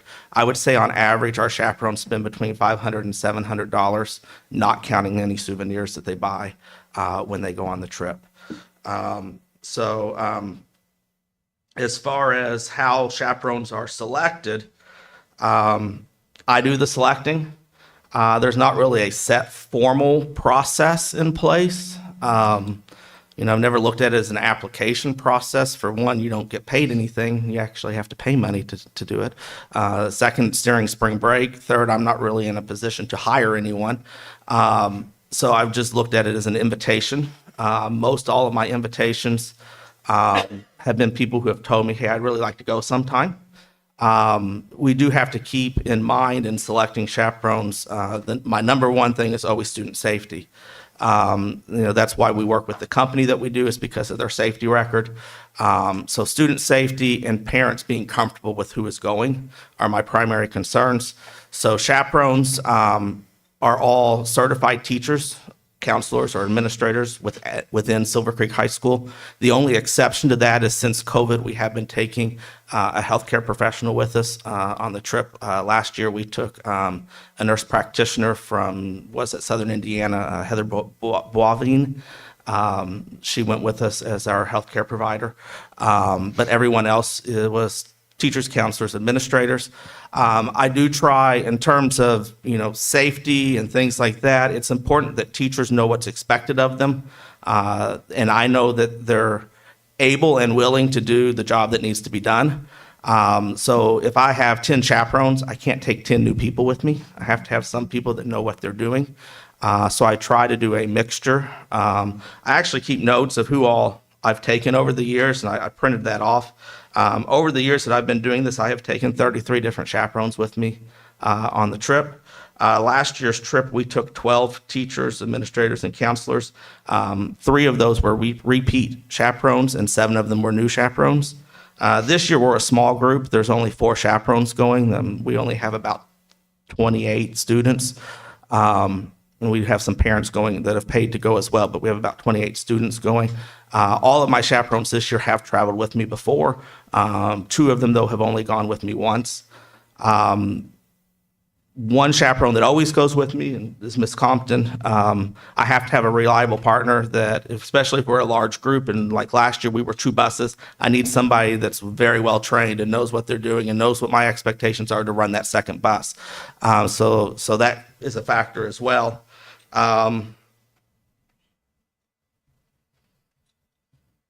Over the years, I've had some teachers who have not been asked to go and wanted to go anyway and have paid and gone, and some of them have become my future chaperones down the road. In fact, Ms. Compton paid for the first 3 trips she went on with us. Also, there's been questions in the past because sometimes teacher spouses have gone with us. If they go with us, they pay full price. Same as actually more than the students pay because the adult price is more than the student price. So I hope that helps some. If you have any other questions, I'll be glad to answer them. Are you asking, were there questions that were arose by certain people or? There what? was, because I want, would you ever be open to someone outside of the teachers inside the school going if there's a? I prefer my chaperones to be people in the building, mainly because they know the kids know them, parents know that they're people there. I'm not saying inside the school, inside the high school as well. I mean, if it was a non-classified staff member who wants to go and they've already had a background check and everything, else, and they're willing to go through the same process and they're around the child. As far as a classified person, and maybe this has changed, I just assume that I haven't ever been told otherwise. Several years ago, we were told we're not allowed to take classified. That was before Dr. Briggs was here. So, that could have changed, but that's what I've been operating under is when our former superintendent was here, we had taken it classified and we were reprimanded for doing so. So we have not taken any more since then. Can't imagine I would reprimand you for doing that. So if you're going on a trip and you've got 4 slots, do you ever have like 10 people say, I want to go? Like, how do you do that? Like, and you are running background checks on everybody. Yes. And actually even our teachers who go with us, they have to do a separate background check with EF. Oh, okay. So every year I do a background check. In fact, as a parent going, you should have gotten an email I just got it, from actually, EF asking you to do a background check for this year's trip. So background checks are done independently of what we already have in place with the school. Do we ask our current nursing staff if they're willing to go or they want to go as well? I haven't asked. My thing with, truthfully, almost everyone that we've ever taken, we've taken because they have asked at some point or another to go. As I said, it's a free spot that costs $500 to $700, and it's during your spring break. I don't want to ask somebody and them feel obligated that they need help and they want to go. I will say this year, for the first time, Casey Drain mentioned to me that she would like to go sometime in the future. I had already selected both this year and next year chaperones. I do that as our enrollment takes place, but I made note that she is interested in going in the future. The healthcare provider that you have, I guess, or have used in the past, how do you know that individual? Truthfully, we've only done it twice. Mm-hmm. One year I took, the lady that I took, I've known her personally for many years. She's also was my son's pediatrician, the nurse practitioner where my son goes to the doctor. The other year, to be honest, I took my brother with me. He's an RN. I knew I could count on him to do whatever needed to be done. So that's the first time we went. It was kind of like a last minute, let's take a healthcare provider with us. So I asked him to go, and then he is going with us again to Costa Rica this year. And I guess the other thing I was going to ask you too, because you said you have some new ones, do you provide them training or do you have a training regimen? Because in the day, like I would say I'd be new to go with you, but I don't know what to expect to be a chaperone. Yeah, I have a document that I share with all of chaperones that outlines their duties both before and while on trip. And then we meet usually multiple times before we leave to go over various things, so that they're ready and prepared. I give, the first time a chaperone goes with me, I give them the duties information before they agree to go, because there might be things on there that they, like I asked them if we're doing fundraising, I might need help with taking care of money and distributing of things with fundraiser events, or I need help we have a couple evening meetings in January and February. I need to know that they're going to be able to attend those things, and that they feel comfortable carrying students' passports around. That's a deal breaker for some adults. They don't want to be responsible for somebody else's passport. So yeah, they get that list of responsibilities, and know what those are up front before they agree on whether they want to go or not, as well as the financial responsibilities. Anything else? All right, we have a motion and a second. All of those in favor, please say aye. Aye. Those opposed, motion carries 5-0. Number 6, newly added item under discussion action items is the cancellation of the MOU with the Dragon Pals. Do we have a motion to bring that to the floor? So move. Mr. Basham makes a motion, and I will second the motion. I'll do roll call voting on this. Mr. Basham, how do you vote? Aye. Ms. Bright, how do you vote? Abstain? Ms. Franklin, how do you vote? Abstain. Mr. Groen, how do you vote? Aye. And I also vote aye. Motion passes 3-0. Next up, we have our comments and reports from administrators. Ms. Campbell, you're up first.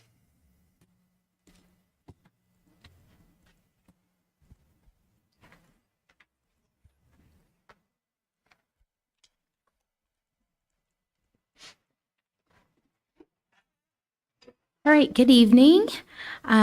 Just a couple of quick updates from Silver Creek Primary. So we hosted our first ever Zones of Regulation Parent Night Thursday, November 30th, and we had a wonderful turnout. This was a family-focused event, and our ultimate goal is to align what we're doing with the students at school with self-regulation tools used at home. We had great feedback from our parents, and it was just a really positive event. I know there are some people in the audience here this evening that attended as well. So a huge thank you to Ashley Davidson and Lacey Niehaus for making this event possible for us. Also, our Santa's Helpers program at the primary is yet again a huge success. With the support of our teachers, staff, parents, community, we have been able to ensure a memorable holiday season for over 60 children. This is a huge undertaking. Mrs. Niehaus, Lacey Niehaus, does a beautiful job. And we know that we're going to have lots of smiles this year, and we're grateful for everyone that contributed to that. Very quickly, I'd like to recognize our students who earned for the letter R for respectfulness. These are our kindergarten students, so Tori Tiller, Axton Adams, Paige Hennett, Leo Sanchez, Ella Bannett, Ethan Hinkle, Decker Love, Augie Wonky, Sophia Totten, Eliza Hedrick, Atlee Schaffner, Paul Mackey, Penelope Marshall, Knox Boyer, Lucas Hance, Tripp Rager, Emery Belingett, Sawyer King, Tristan Harris, Natalie Maudlin, Grace Walls, Caston Anderson, and Jacob Jackson. So congratulations to those kindergartners who were recognized for letter R for respectfulness.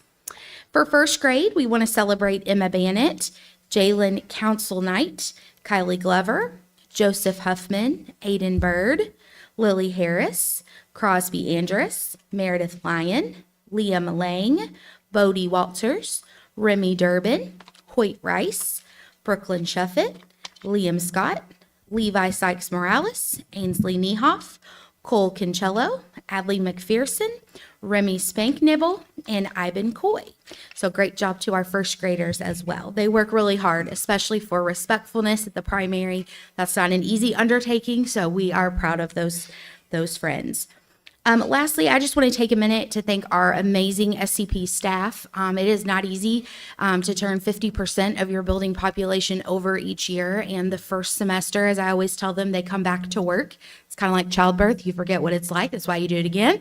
And so they come back every year. And when we get to this point in the semester, I think it's worth pausing and thanking them for their work. And their intentionality, and our students, their success is just amazing from July to December. Lastly, we just want to wish everyone a fun and safe holiday season with your families. Take time to enjoy those that matter most to you. Any questions for me? Thank you. No, thank you so much. Thanks, Abby. Ms. Myers?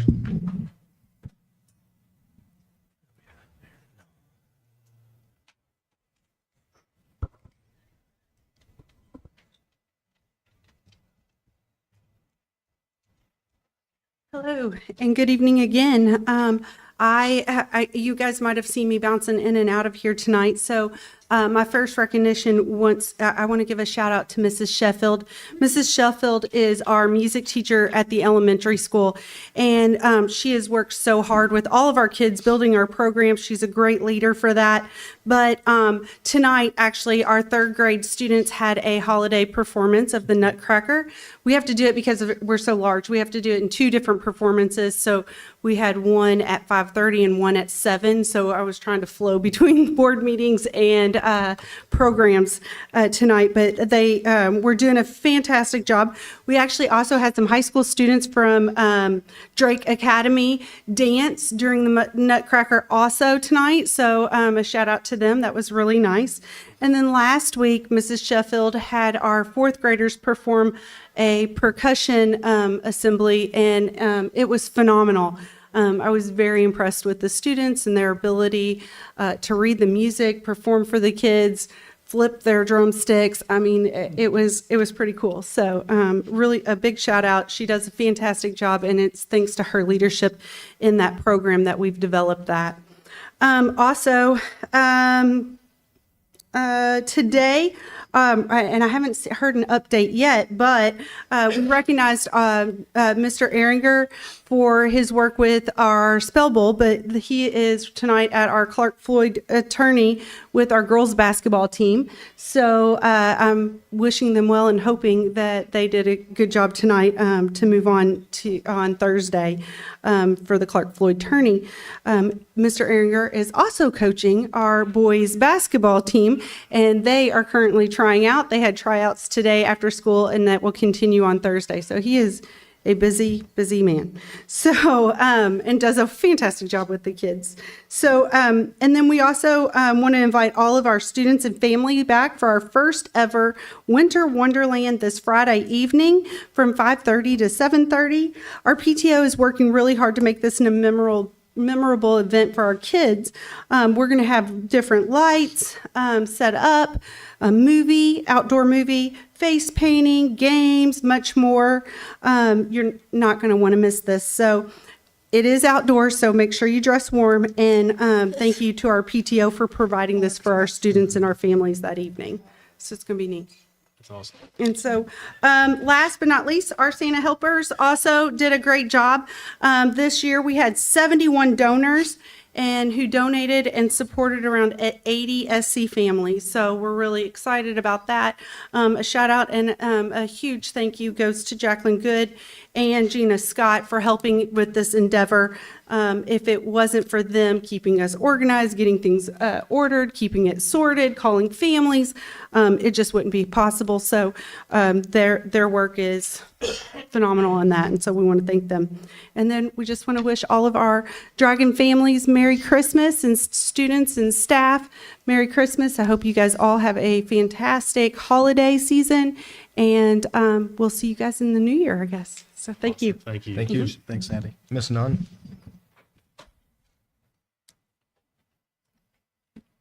Good evening from Silver Creek Middle School. Again, I'd just like to start off saying that middle school kids will have a great holiday season, and I would like to thank our sponsors for our Santa Helpers program.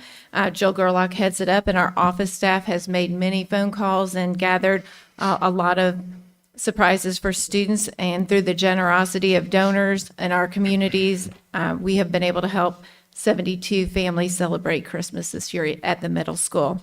We've also had a hygiene drive that was put on by our student council.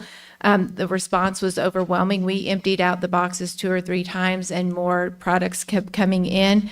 And these donations go to support our Silver Creek Middle School students as needed. If they need something at school, we have it available that they can help themselves to. And also if they need anything at home, again, they can just help themselves to the products at home. So it's greatly beneficial and we really appreciate our student council helping out with that.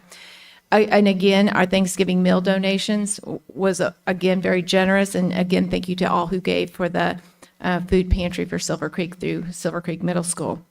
Again, speaking about this weekend, the Magical was held in our GPR. So if you guys came a couple days earlier, this place looked totally different.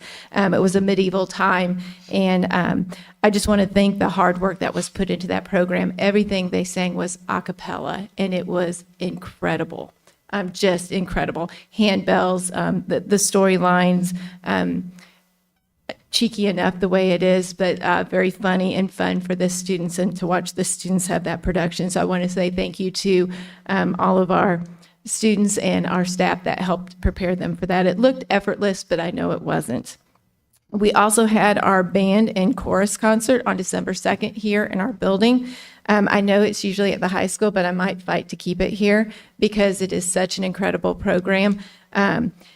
Again, we talk about first graders and kindergartners, but if anybody has ever walked past a 6th grade, and I still know I say this every year, a 6th grade band class in August, it is unbelievable the way they sounded at the concert. So an incredible thank you to Ms. Jockum and again, our band students for all their hard work that they put into the concerts this past December. So I can't say enough great things about our programs here. Just a shout out to our cafeteria staff. Sometimes they get omitted, but they have served 2 incredible holiday meals for Thanksgiving and then just this week for the winter holidays. We have incredible school lunches every day, but again, just a thank you for always going above and beyond to make sure our kids have a wonderful lunch here at the middle school. FCA, our FCA community sponsored Carmen Azaro. You guys may know him as Blast. He's a professional wrestler. He came and talked to our students about the influence and about your choices and how others can influence your choices, and how he related that story of him growing up and taking a subway, a ferry, and 2 public transit buses to go to school, 2 hours long to there and from there, not late one day. So incredible, his story.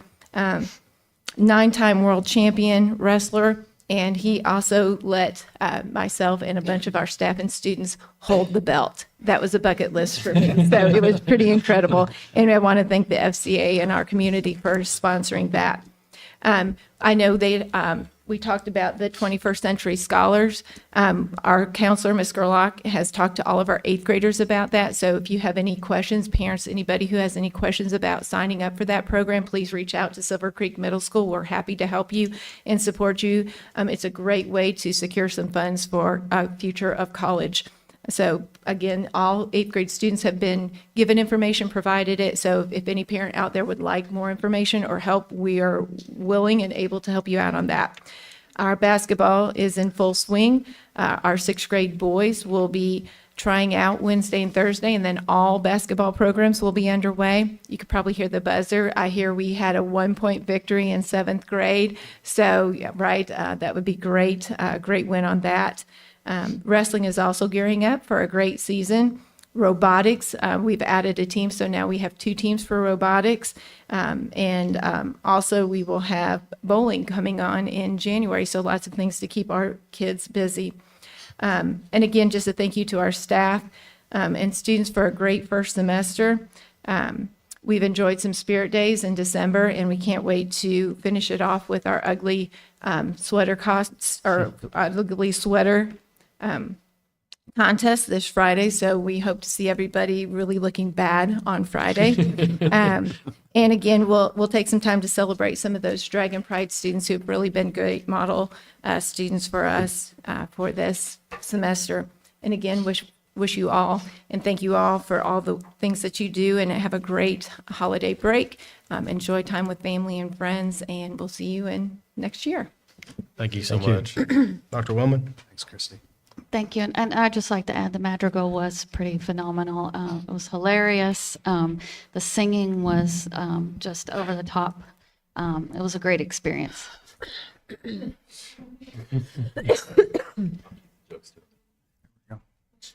Good. Please do. Thank you. Since one thing I've really, well, I've been impressed with a lot of things. The one thing I've really been impressed with at Silver Creek, especially the high school, since I've got here, is the spirit of giving. It's been evident, been put on display, especially recently.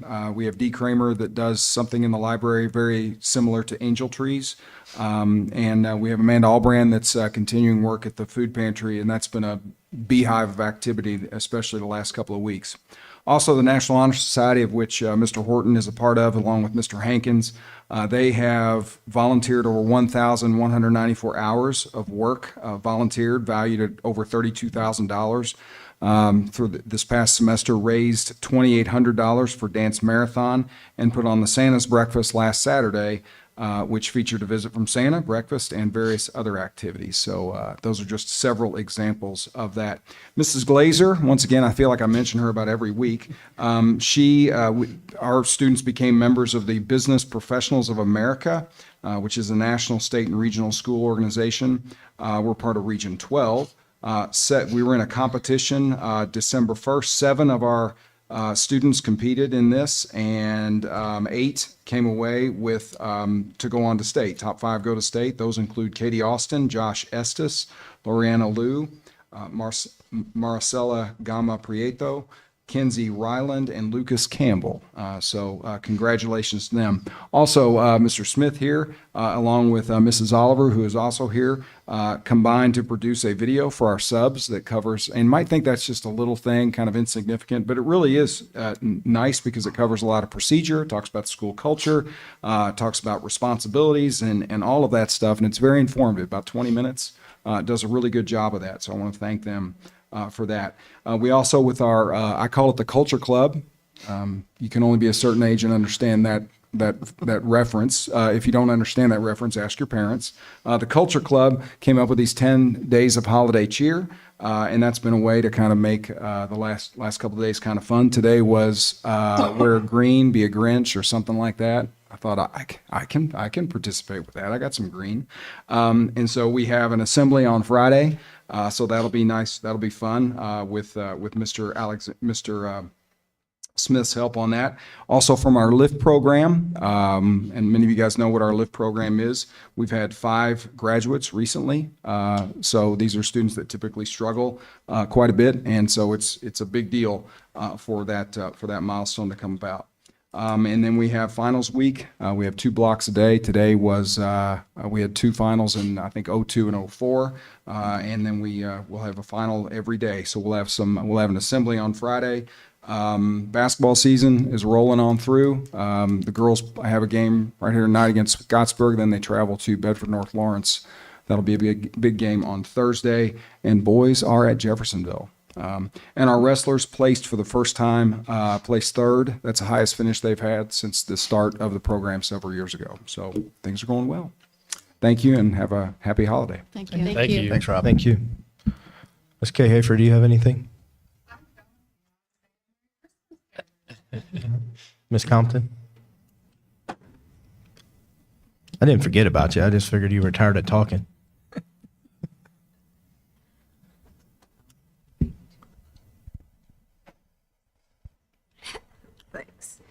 Just a little more data to throw at you. RDA data is results-driven accountability data. IDOE releases that on the Wednesday before Thanksgiving break at like 4 o'clock. But we only have 2 years of data so far as a new corporation, but that's just data for the special education department only. So it looks at students with IEPs. It breaks down the data from iLearn. So we're working on getting that historical data matched with Dr. Waters to add to what you heard earlier today. But 2 areas of celebration is that we do have a new school psychologist on staff, but last year we received 100% timely submission submissions for evaluations. And so a big shout out to Dr. Hildebrand Moore because she worked effortlessly to make sure that those deadlines were met for us at the state level. Already this year, we've already have on our list to evaluate 30 almost 3-year-olds just in Sellersburg from First Step. So that's called Part C, and that also goes in those timely submissions. So we have to meet and evaluate students on or before their 3rd birthday. So a lot of those are rolling in. And the other piece from the data was that we had a 6.2 increase in graduation rate at the high school for students with IEPs. And so it went up from 77.8 to 84%. So hope to see that keep climbing. And that's all I have. Merry Christmas. Thank you. Thank you. I would just like to add, I really appreciate the relationships that you have built with the parents and the students. And I know what you do is very detailed and there's laws behind it and such. So thanks for all the work you're doing. I appreciate that. It means a lot. Thanks. Thank you, Ms. Combs. I just switched it up on you. Dr. Swearing. I was just chomping at the bit to get back up here. I want to give a shout out to Abby Kaufman, Matt Horton, Amy Compton, and Paul Hankins for attending the Indiana Association for the Gifted Conference in Indianapolis last week. It was an incredible opportunity for them to learn from regional and national experts working in the high ability field. The presentations were phenomenal and are already having an impact on their work with students.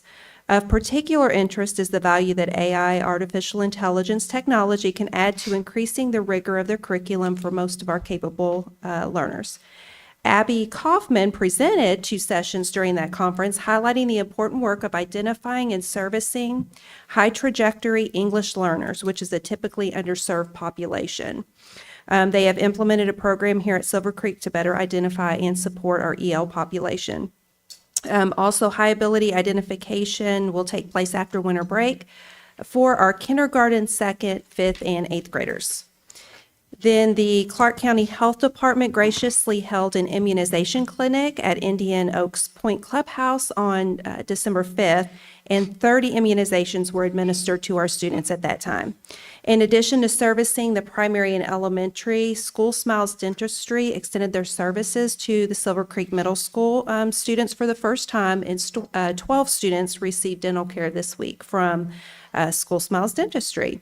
And then lastly, Casey Drain, Director of Health Services, completed Catch My Breath training and certification, and that is a youth vaping prevention program. So she is going to be working with the building principals to see how that program can be of benefit to our school and students. And I'm just wishing everyone a happy holiday. Do you have any questions for me? No, thank you. Thank you so Okay, much. thank you. Go ahead. Threw everybody off going out of rotation. Good job. I knew I'd be last because of my last name, so that's okay. It's all good. Okay, so I just wanted to give you some updates. As far as Flexibility Waiver Committee, I met with the primary and the elementary teachers and administrators yesterday just to finalize agendas for that second waiver day that we're going to have on the 31st. And I'll meet with middle and high school tomorrow to finalize those agendas, and we'll get those out to teachers so that we'll be ready to go. Mainly, we're going to look at, again, making sure our pacing guides are aligned, that they're getting stronger, and then we're going to start to look at common formative assessments in the different buildings. Want to give you an update on our Lift Up Attendance pilot program that we're partnering with Harvard. I'm not sure if you remember, I think Dr. Briggs had mentioned it. I don't think it was last meeting, maybe a couple meetings ago. But Dr. Swearens and I sent out Lift attendance info letters to all families and staff members. We did that on the 1st of December. We then followed that up with a welcome letter to the pilot families that were selected. We did that last Friday, so they all received that email. Our hope is that by implementing this pilot, we're going to see improvement in attendance. Indiana-specific research shows that students who attend school less than 94% of the time experience negative academic impacts as a result. And we showed you some of that data up on the screen. Every day a student is absent is a lost opportunity for learning. Too many absences can affect achievement for that absent student. So we're very hopeful that this pilot will help our students with better attendance. Lastly, just happy holidays to everybody. Enjoy your much deserved and needed break. Do you have any questions? No, Thank you. Thank you. Dr. Briggs. Lots of great things. Well, first, congratulations to our student groups who came out this evening. Thank you, board, for taking time to recognize them. Thanks to Dr. Swearens and Dr. Waters for their data presentation. I'm a big fan of data. I think it tells a story. We often have said in education that we do things by data-driven decision-making and also continuous improvement. And I think by collecting data and analyzing it and then deciding how we respond to it is a step in the right direction. Data is not everything, as we all know, but I do believe it's a piece of the equation of what we do to try to meet the needs of every kid and have every kid grow to prepare them for what comes next. So thank you for that. And as I mentioned to the side, I said this gives us now a base level to compare to, for better or for worse. And again, I always say don't get too high on the highs or too low on the lows. We take the data for what it is, and then we determine how best to move forward. Thank you to Mrs. Hafer for reaching out to the state and getting some things done there, which is pretty impressive because we know that always takes some time. So thank you for expediting that. Thank you to the board for everything you approved tonight, specifically the administrator contracts. I'll speak for them. And also the feasibility study. That'll be very valuable information for us here in the coming months and even years. And then last two things. One, Merry Christmas to everybody. Happy holidays. Happy New Year. Look forward to seeing everyone back. And Dr. Balmer, thank you for spending your birthday with us. Couldn't imagine being anywhere else tonight. So happy birthday to you. We I made said it. it'll be a quick meeting. Come We on. made it a humdinger. There you go. Am I up? You're up. I'm up, okay. Attacking it all fronts. I think, man, you just think of all the things that we're doing, curriculum, building projects, our athletics, our other extracurriculars. There's just so many things going. I think that's our relentless pursuit of not being satisfied, but wanting to continue to grow and get better. I think Coach Decker alluded to it. There's just something very special about being part of Silver Creek. I know I've been a part of it for a while. I'll say I'm still extremely grateful. I hear people who do come in from other people that talk about how great it is. It is really special here, but I'm just thankful for all the individuals. I know we've had a lot of success. We recognize teams. I would just want to thank the adults that work with our students on all these extracurriculars. It is a lot of time. It is a lot of energy. They pour their hearts and souls into those students. So thank you so much for all that you do for the success of our programs and just for the benefit of our students. Definitely just want to recognize all the hard work that goes into providing some of our families who need a little additional support during this time. What a blessing it is to them. And that, again, takes a ton of time, energy, and a lot of people being willing to give. So thank you all for that. Also want to just thank again our local law enforcement and our administration team, our teachers, everyone for the safety event. While that was very quick and over with, I think everybody handled that so well, from communication to execution to lifting, and again, just knowing that how to approach the students during those times. So again, we'll always debrief, look at it, how we can do better. But again, everyone was safe, and that's the most important part. But just a great job on that front. And again, yes, Merry Christmas, Happy New Year. I hope everyone has a great break, and please be safe if you travel. Ms. Bray. I hope everyone has a wonderful holiday season and has a time to refresh and spend time with your families and friends and your children. Mr. Basham. I'll just touch base. We had a regional meeting a couple weeks ago, and Ms. Jenner was there, and several things that you ladies touched on tonight. We spent great time that day. We talked about attendance statewide is down on students.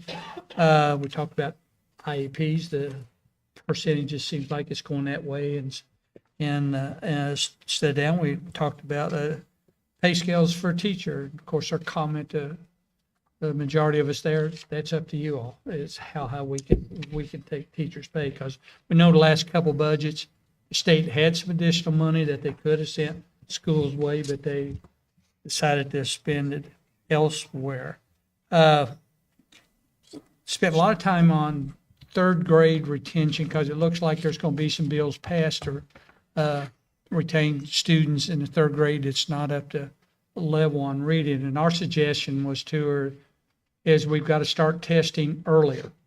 You know, if we wait until third grade to catch them, we're late. if we're not catching them right when they start school, that's what we're going to have to do. And she agreed to us, but getting the General Assembly again to work what's best for all of our students sometimes not easy. Cell phones. Talking about there looks to be legislation that will probably be addressed that will ban cell phones in schools.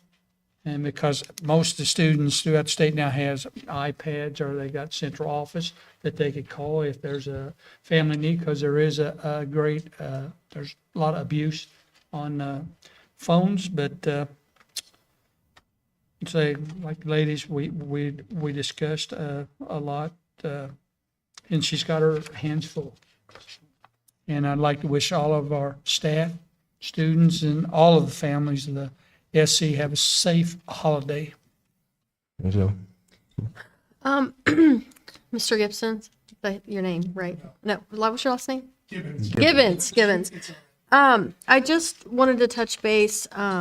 I wouldn't mind meeting with you separately outside of the meeting just to kind of get some information from you. I certainly know how hard you guys as parents worked.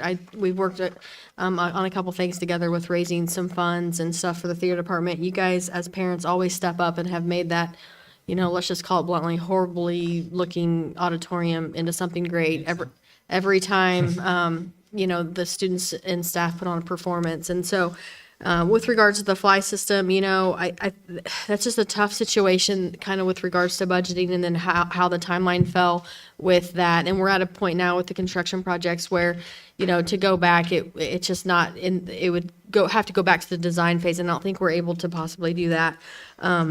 But I do think that it's important to look at alternative ideas that we could do so that our students can have that curriculum piece with regards to a fly system. And maybe they do one play every 1 to 2 years at a different venue or something like that. And I would hate to do that because of the nice auditorium that we are getting, but I think that we could look to try to overcome that challenge so that we can fulfill that need that you guys are wanting. And so I wouldn't be opposed to having discussions with you to see what that looks like and see what ideas we can come up with. So thank you for coming and speaking tonight, and thank you for all your hard work in that department. I just want to thank Dee Kramer for all of her hard work at the high school. She volunteered her time to do that holiday shop for the students that like to shop for their families. And you can't say enough when you have anonymous donations that come in from the community for $5,500. So, if that person's watching tonight, that's a tremendous donation. And I know that everyone in our community is getting hit for every donation right now. Can you help here? Can you help here? Can you do this? Can you do that? It's the season of giving, yes. But thank you guys for all that you're doing and all of the schools helping our students. I will lastly end and say that the food pantry is in need of 13 more hams for their holiday meals. 7? Oh, it went down from 13 to 7. So we're at 7. And we hand those out on Thursday. And so if you can and want to donate a ham, get with Amanda Allbrand at the high school. That's it. That's all I got. Yeah, a lot to be thankful for. Thank you, Mr. Gibbons, for coming tonight and speaking. Maybe that's something that we can talk about with the donations. And I do know there is a potential for a half fly system. Maybe we can do something. As someone, who was, I would love to be able to help out any way possible. So let's, sit down and, like Chrissy said, talk about that, figure this thing out for you. Thanks to the principals for always coming out and speaking about everything going on in your buildings. It's phenomenal to see how much support we have from our parents, from the teaching staff, everybody there. And I just love hearing all the great things that are going on within the building. So I appreciate you, the administrators, directors, phenomenal. Carrie, thanks for going out and getting those 2 stop signs. I myself actually had to stop the other day and make another car across the street stop for a child to go across. So I appreciate you doing that. That is a big thing. And hopefully we can work with the town of getting all of our crosswalks, those that are across our community. Thank you to the anonymous donor. You are listening. Thank you so much for doing that. But also thank you to all the parents and staff who do donate their time, their money, and their expertise. Dr. Swearens and Dr. Waters, thank you again for all the data. And like Dr. Briggs said, that is great data to have, great historical data. We can actually start seeing trends and seeing stuff prior to. So thank you for all that. And Dr. Briggs, I also want to thank you for implementing the certificates for all the students that come out tonight. I think it's a very important thing for us as a board to make sure they have something tangible. End of the day, I think that shows that we support our students. And one day this might show up on their high school senior graduation day, and they say, hey, look what I achieved. And that we show them that we appreciate them and what they did and what it took for them to get there. So I truly appreciate that. Have a Merry Christmas and Happy Holidays. Yeah, just thank everybody for coming out tonight. Sorry it lasted so long. I know, especially for the building admin and all the admin, that we have a executive session after this with our consultant.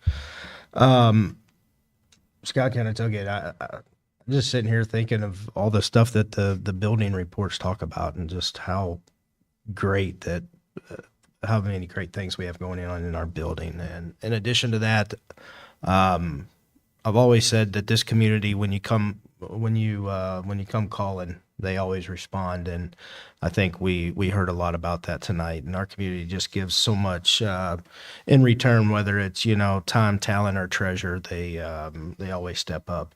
And last but not least, happy holidays. And I hope everybody has a well-deserved break, rejuvenate the batteries, and finish the second half of the year. Last thing I'll say is the next meeting will be our reorganization meeting, where we will elect our officers and other key components, which will be January 9th back at Silver Creek Elementary School at the GPR at 6:30. At this time, if we have nothing else, I'd like to have a motion for adjournment. I so move. Ms. Bright makes a motion. Do we have a second? A second. Mr. Basham seconds. All those in favor, please say aye. Aye. Those opposed? Motion carries 5-0, and meeting is adjourned at 8:35.